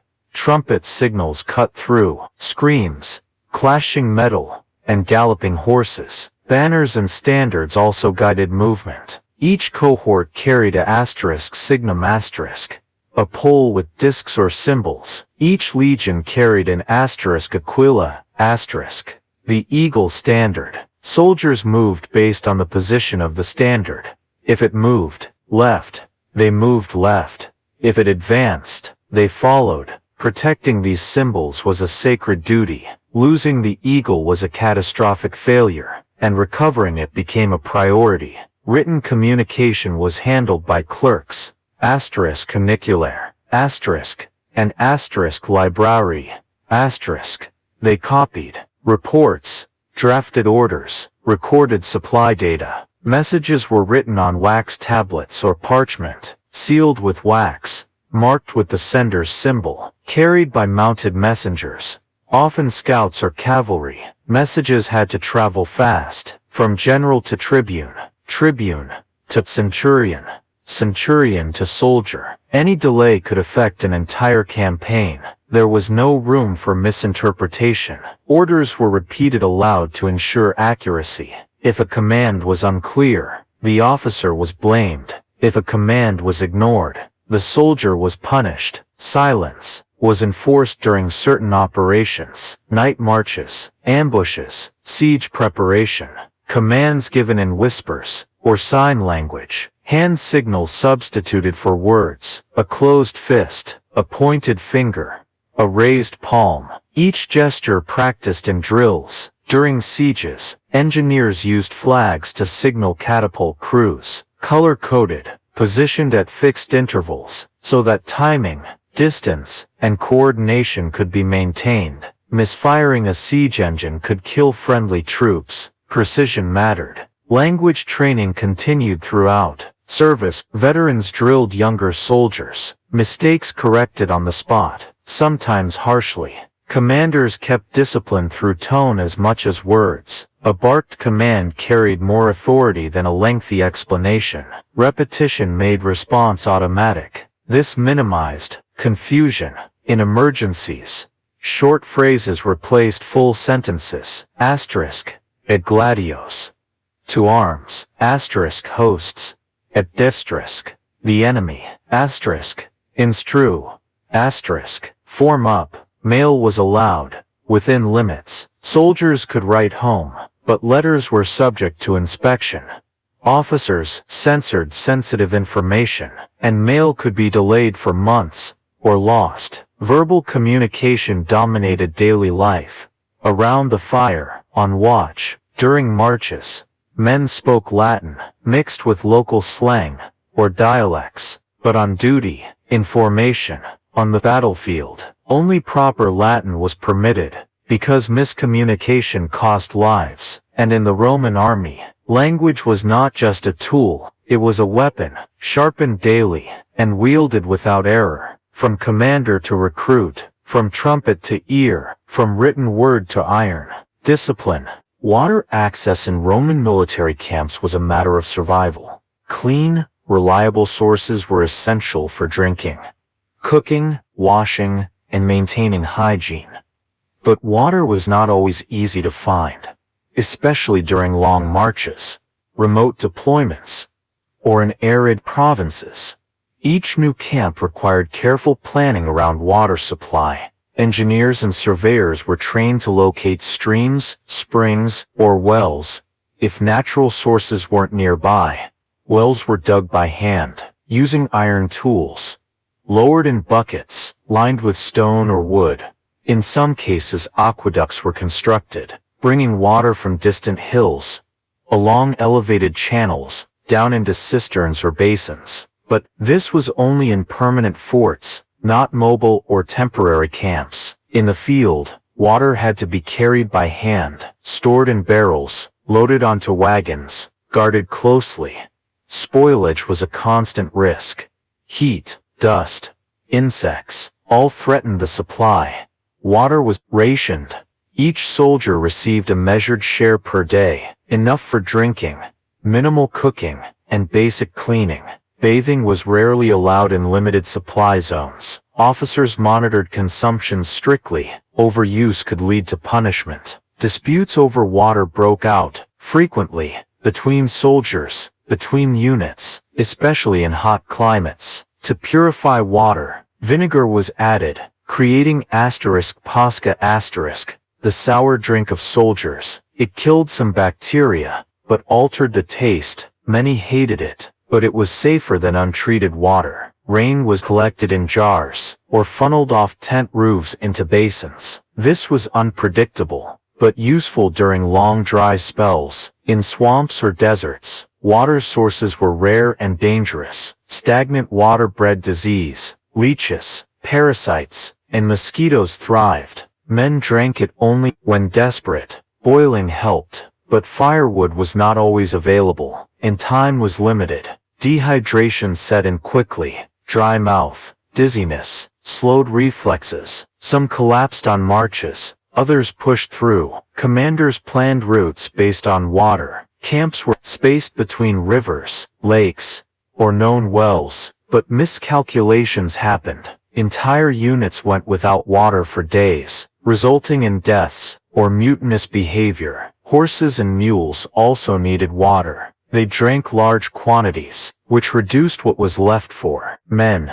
Animals died when supply failed, disrupting transport, delaying marches. Springs were protected with guards to prevent sabotage, poisoning, or enemy interference. Enemy forces sometimes targeted water, fouling streams with dead animals, blocking access with skirmishes. Roman soldiers learned to defend their water first, before walls, before food, before weapons. In winter, water froze. Ice had to be broken, heated over fire, or melted slowly. In summer it evaporated, exposing sediment, inviting contamination. Sickness followed poor water more than poor food. Diarrhea, fever, vomiting. Men became too weak to march, too slow to respond. Clean water meant healthy soldiers. Dirty water meant collapse, and the army knew it. Water discipline was drilled as much as sword technique, because soldier without water could not march, could not fight, could not survive, and the empire's advance depended on every drop, collected, guarded, and rationed with care, in every tent, in every camp, on every campaign, from Britain to Syria, across mountains, deserts and time. Night watches in the Roman military were mandatory, rotated, and strictly enforced. They were known as *vigilia, night divisions of duty. Each night was divided into 4 watches. First watch, second, third, and fourth, each lasting about 3 hours, assigned to guard posts in pairs or small groups, at camp gates, along the walls, near the command tent, or by the armory. Rotations ensured no man stood too long, but every hour of darkness was covered. A missed watch, or falling asleep on duty, was a capital offense, punishable by death, because one man's failure could lead to disaster. Enemies often struck at night, using stealth, fire, or confusion. The darkness helped attackers hide their movements, which made vigilance essential. Guards carried torches, or stood in moonlight. They were issued passwords, changed daily, to identify friendly movement. Any man who failed to give the correct password could be arrested, or killed. Guards stayed in full gear, armor worn, weapons ready, even in cold or rain. If the alarm was sounded, horns blew from watchtowers. Each blast had meaning. First, disturbance near the wall. Second, confirmed threat. Third, full mobilization. Soldiers trained to wake and form up within minutes. Night watch duty was considered a burden.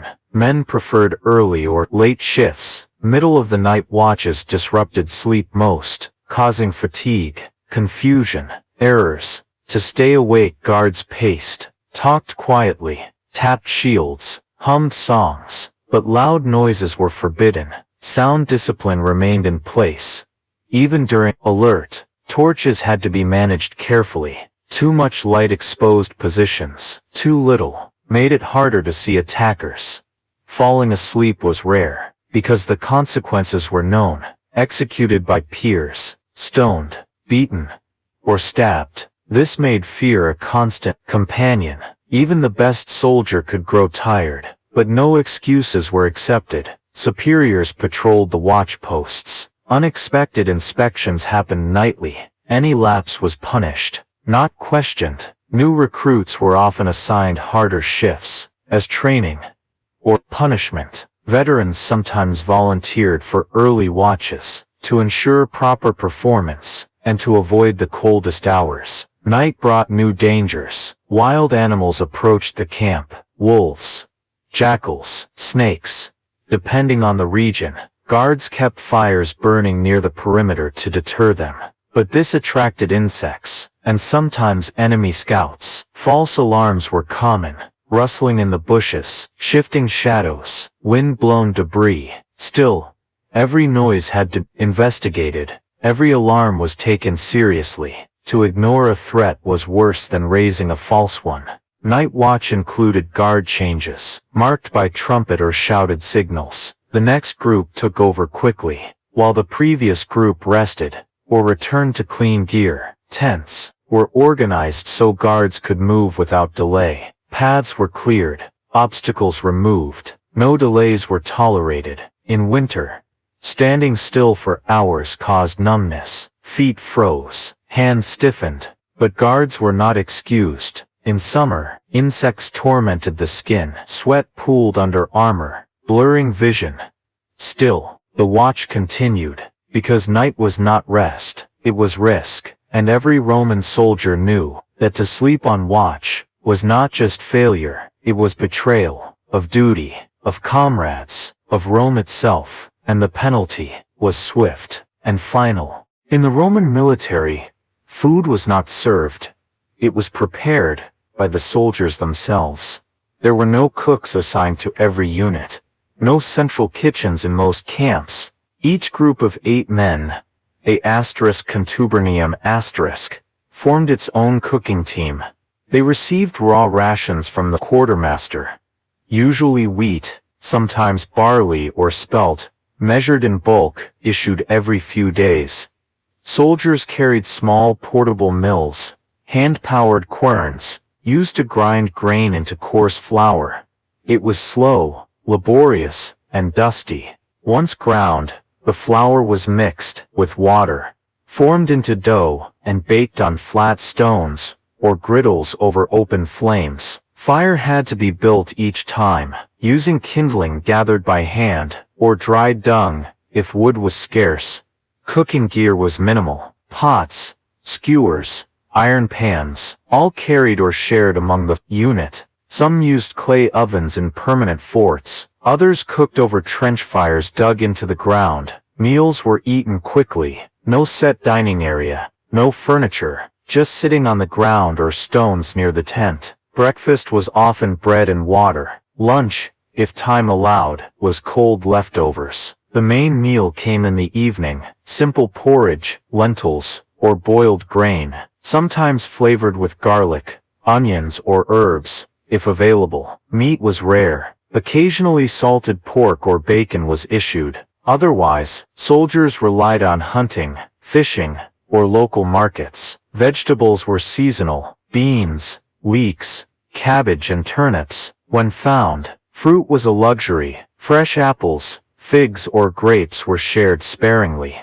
Cheese appeared in rations at times. Hard, aged cheese, resistant to rot, eaten in small slices. Olives and olive oil added flavor and fat, but were rationed carefully. Water was the main drink, sometimes mixed with vinegar to create *pasca*, sour, diluted, and antiseptic. Wine was issued occasionally, usually watered down, sometimes thick with sediment, reserved for celebrations or officers. Every soldier carried a mess kit, a wooden bowl, a spoon, a small knife, each item essential. Lost gear meant no meal, and replacement was not guaranteed. Food was stored in leather, pouches, sealed jars, or woven baskets. Spoilage was common. Insects infested grain, mold spread on bread and cheese, meat turned rancid within hours in the sun. Soldiers inspected their food carefully, and often shared when supplies ran short. Foraging was permitted, within limits. Straying too far from camp was dangerous. Scouts and guards monitored movement. Stealing food from locals risked punishment. Discipline included how food was handled. Wasting grain, dropping rations, burning bread, could result in extra duties, or lost portions. Cleanup was also the soldier's job. Ashes buried, scraps burned, cookware scrubbed with sand. Every night, the cycle began again. Grind, knead, cook, eat, clean. Even in rain, snow, or enemy territory, a Roman soldier fed himself, not from comfort, but necessity, because in an army that marched, fought, and built, food was fuel, and each man was his own kitchen, his own cook, and his own keeper of the flame. In tents, on walls, beside rivers, anywhere the legion moved, the meal followed, built with hands, swallowed in silence, and stored in memory. As the taste of survival, Roman soldiers were expected to keep written records. Even the common legionary, though most recruits came from rural backgrounds, where literacy was rare, reading and writing were still required skills. The army provided basic instruction, enough to read orders, write reports, and understand documents. Those who couldn't learn were assigned additional manual labor, cleaning latrines, carrying heavy loads, or hauling water. Illiteracy was not acceptable in long service. Each *contubernium* had 1 or 2 literate men. They filled out supply, logs, request forms, duty rosters. In permanent forts, clerks worked in the *Principia*, the administrative center. They managed pay scrolls, enlistment papers, transfer orders. Every soldier had a personal record. His name, rank, unit, years served, wounds, punishments received. These records were stored on wooden tablets, or scrolls made of papyrus. In duplicate, sometimes triplicate, lost records caused problems. Disputes over pay, rank, or length of service. Some veterans lost pensions due to missing documentation that made preservation a priority. Records were kept in locked boxes, guarded rooms, or carried by officers. Quartermasters recorded supplies, grain issued, weapons repaired, gear distributed. Doctors recorded injuries, date of treatment, nature of wound, outcome. Officers documented behavior, awards received, acts of bravery, or violations of conduct. Soldiers wrote letters home, usually brief, written on wax tablets, sometimes with professional help from a literate comrade or hired scribe. Letters were sent with messengers, but could take months to arrive. Some never did. Writing tools included styluses, ink made from soot or berries, and reed pens. Ink tablets were stored in wooden boxes, alongside string, wax, and parchment. Writing was slow, especially in poor weather. Rain smeared ink, cold froze fingers, wind scattered loose sheets. Scribes worked in pairs, one dictating, the other recording. Errors were corrected by scraping wax, or crossing out lines. Official communications were sealed with wax, stamped by the officer's ring, or signet. Tampering was obvious. Fake documents were punished as treason. In battle, written orders were rare. Most commands were verbal, or given by trumpet and signal. But after battle, everything was recorded. Casualties, troop movements, supply usage. This data went to regional governors, and to Rome itself. Emperors reviewed campaign reports. Rewards were based on written praise. Punishments followed written complaints. The army's bureaucracy was immense, and its paperwork was constant. Illiterate soldiers relied on literate ones, but the pressure to learn remained. Lack of writing skill limited promotion. Most centurions were literate. They issued orders, read scrolls, managed discipline, Even junior officers needed to fill reports, so writing became part of survival, not just in war, but in career. A soldier who wrote well, earned more, was trusted with orders, guarded the standards, interpreted maps. In retirement, literacy helped veterans receive land, pensions, or citizenship. It became a mark of status, a sign of Romanization. From farm boy to imperial soldier, through sweat, blood and ink, a man became more than a warrior. He became a recorder, a reader of the empire, a voice in the archive of conquest, etched into wax, and carried through time, in the endless scroll of Rome's command. Contact with family was rare in the Roman military. Once a man enlisted, he left home for years. Some never returned. The minimum term of service was 16 to 20 years, and many served longer. Soldiers came from all parts of the empire: Italy, Gaul, Hispania, Thrace, Numidia, Syria. They were stationed far from home. In Britannia, the Danube frontier, the deserts of Arabia, communication was limited to written letters. There were no phones, no messengers on demand. Letters were carried by military couriers, or by civilians, traveling in the right direction. Delivery was unpredictable. Some letters took months to arrive. Others were lost. A message could leave a fort in summer, and arrive in winter, often outdated by the time it reached its destination. If it arrived at all, writing materials were expensive. Wax tablets, styluses, parchment, and ink. Not all soldiers could afford them, or knew how to write. Illiterate soldiers asked literate friends for help, dictating letters, signing with a mark, or simply sending a gift. Letters were brief. A few lines about health, food, conditions. Sometimes updates on promotions, injuries, or money sent home. They might ask about a wife, children, aging parents, but news from home was rare. Families sent replies when they could, via traders, travelers, or passing officers. Mail could be intercepted by weather, thieves, or enemies. A man might wait 6 months, or a year, for a response. Sometimes he never heard back. The emotional strain was constant. Men wondered if their families were safe, if crops failed, if mothers were ill, if children grew without knowing them. Homesickness was common. It showed in letters, in idle conversation, in silence. Soldiers told stories of home at night, what their village looked like, how their father kept bees, or their sister married a merchant. These memories faded over time, faces blurred, names forgotten, but the sense of distance remained. Marriage was not allowed for regular legionaries. They were legally forbidden to wed during active service.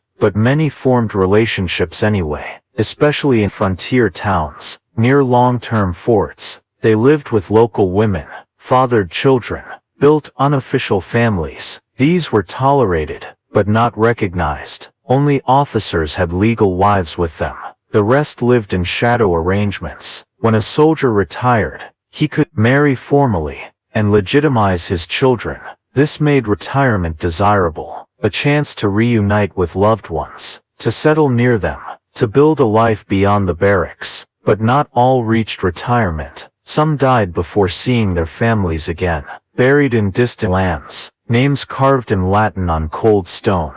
Others returned to find parents gone, homes changed, siblings grown old, years lost. The army paid wages quarterly. Some of it was saved, some sent home, but the process was slow. Funds had to pass through clerks, carriers, merchants. Delays were common, and theft, not unusual. Still, families depended on it. Money from a son or husband in the legions meant food, repairs, stability. Soldiers who failed to send support were scorned. The bond between home and camp remained fragile, stretched across miles, borders and years, held together by parchment, wax, and fading memory. Because in the Roman military, the family was not forgotten, just far away, always far away, out of reach, but never out of mind. Dangerous animals were a constant concern in Roman military life,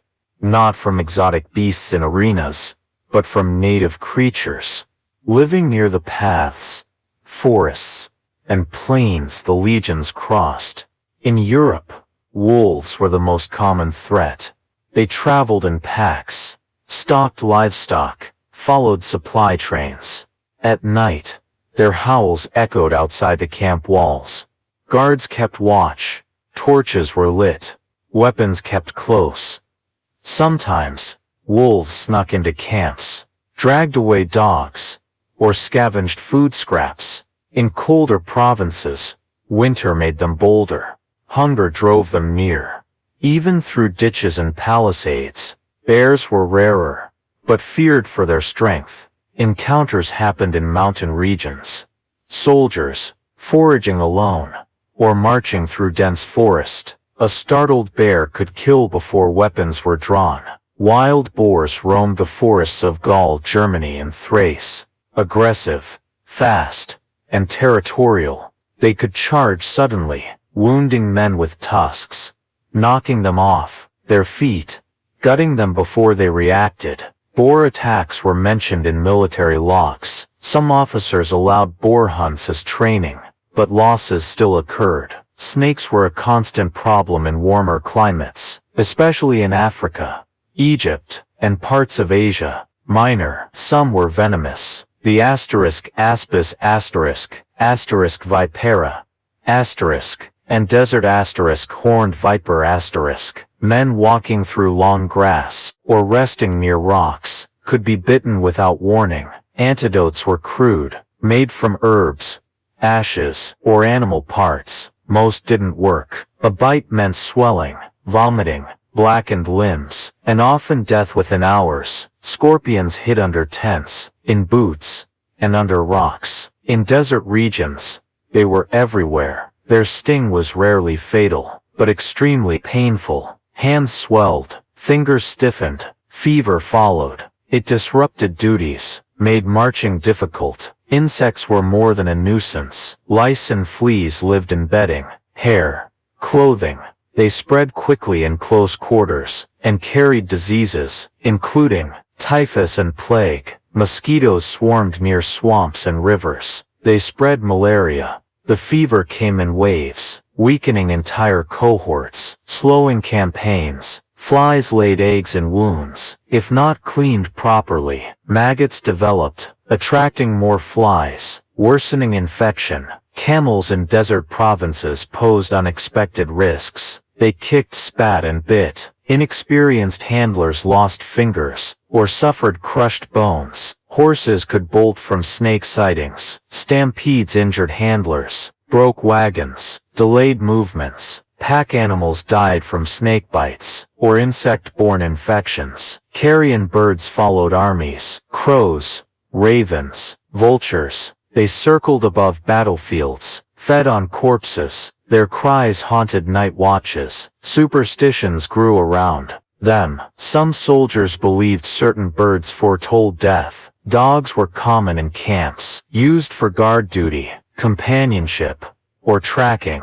But feral dogs turned aggressive. Fights broke out between packs, or against soldiers guarding food. Animal bites of any kind could turn septic. Without antibiotics, a single bite might lead to fever, swelling, amputation. Roman doctors tried remedies, burning the wound, applying herbs, binding tightly. Success was inconsistent. Animals didn't recognize walls, discipline, or formation. They came when least expected, in the dark, in the rain, in silence. And when they did, a soldier's survival depended not on bravery, but awareness, and the speed of his reaction, to fur, fang, venom, and claw. Unseen enemies, living just outside the firelight, waiting, always waiting. Boredom was a silent enemy in the Roman military. It crept in during long garrison stays, during calm stretches between campaigns, during endless days of waiting, when no drills were scheduled, when no battles loomed, when the march was paused. Men sat idle, staring at walls, kicking dust, carving initials into wood. The routine became monotonous. Wake up, check gear, sweep tent, sit down. Hours stretched without task or purpose. Not every day was filled with construction, or patrol, or guard duty. In well-established forts, the work became repetitive. Maintenance, inspection, roll call. Nothing new. Soldiers grew restless. Arguments increased. Fights broke out over small things. Who took more bread? Who snored at night? Who didn't clean their boots properly? Gambling became the default pastime. Dice, knucklebones, betting games. Sometimes using food, coins, even clothing as stakes. Some men won big. Others lost everything. Debt caused tension and theft. Drunkenness followed boredom.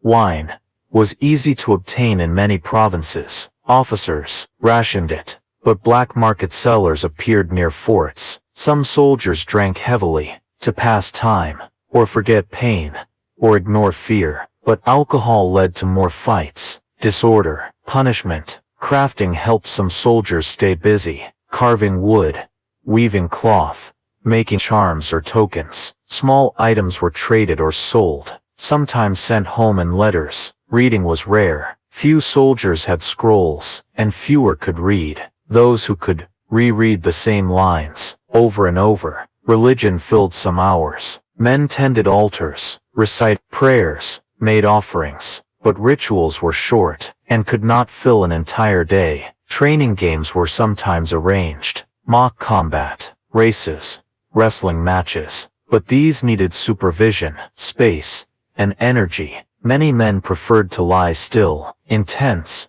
on straw, watching the sun shift, waiting for the next horn blast. Even sleep became difficult. Without mental activity, the body slowed. Fatigue turned into insomnia. Men lay awake, eyes open, listening to others breathe. Officers feared boredom. It led to disobedience, lack of readiness, loss of discipline. So they issued new orders, extra cleaning, mock inspections, forced marches, anything to fill the day. Punishments were invented to break monotony, digging holes and refilling them, carrying rocks across the camp, polishing already clean shields. Men grumbled, but it kept them moving. In remote forts, especially during winter, boredom became isolation. Snow cut off roads, no letters arrived, no merchants visited.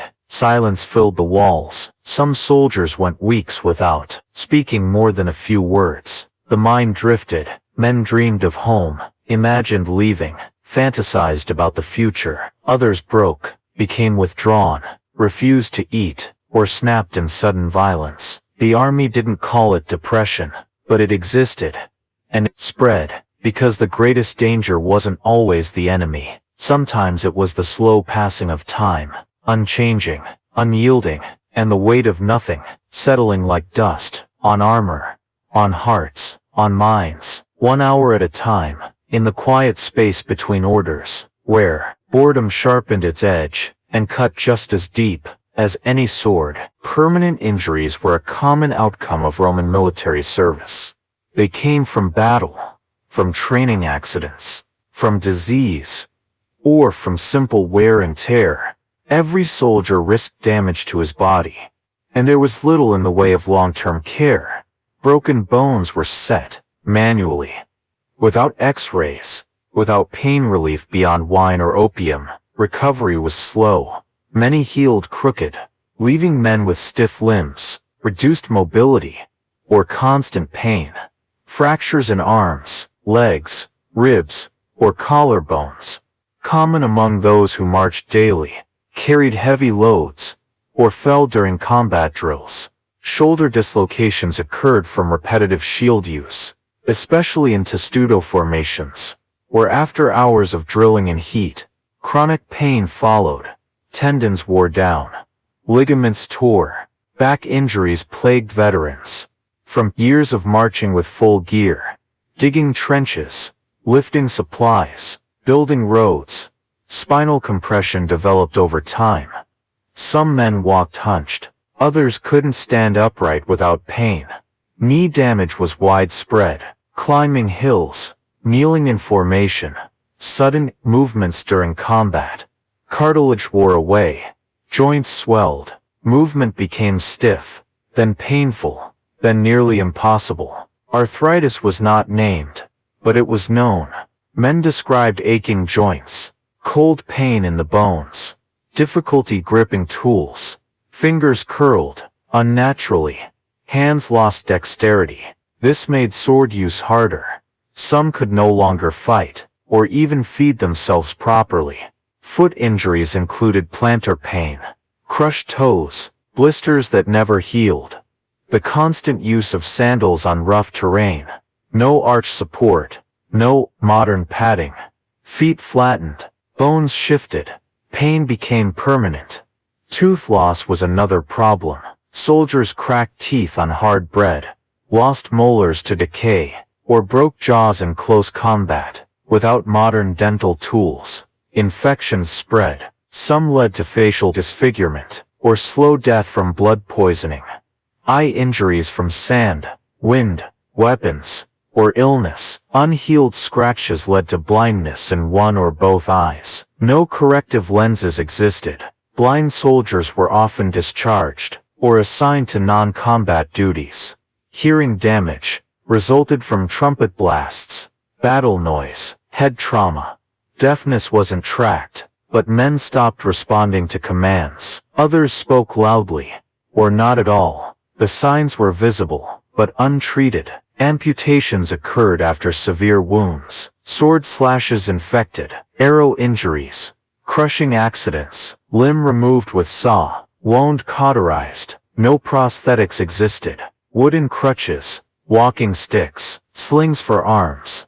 Some fashioned their own supports, others crawled. There was no physical therapy. Men healed as best they could. Many continued serving in support roles, carrying messages, guarding gates, assisting engineers. But combat service usually ended, and so did pay bonuses. Retired soldiers often lived with lifelong pain, granted land or pensions, but no medical support. Many settled in colonies near forts, forming communities of limping veterans, faces marked with scars, hands twisted from injury, legs bowed from decades of strain. Stories were told in silence. A sword hung on the wall, an arm that no longer moved, a stare that did track. These were the costs of empire, not medals, but bodies worn down by duty, repetition, and survival. Scars under tunics, pain behind every step, and the quiet weight of injury,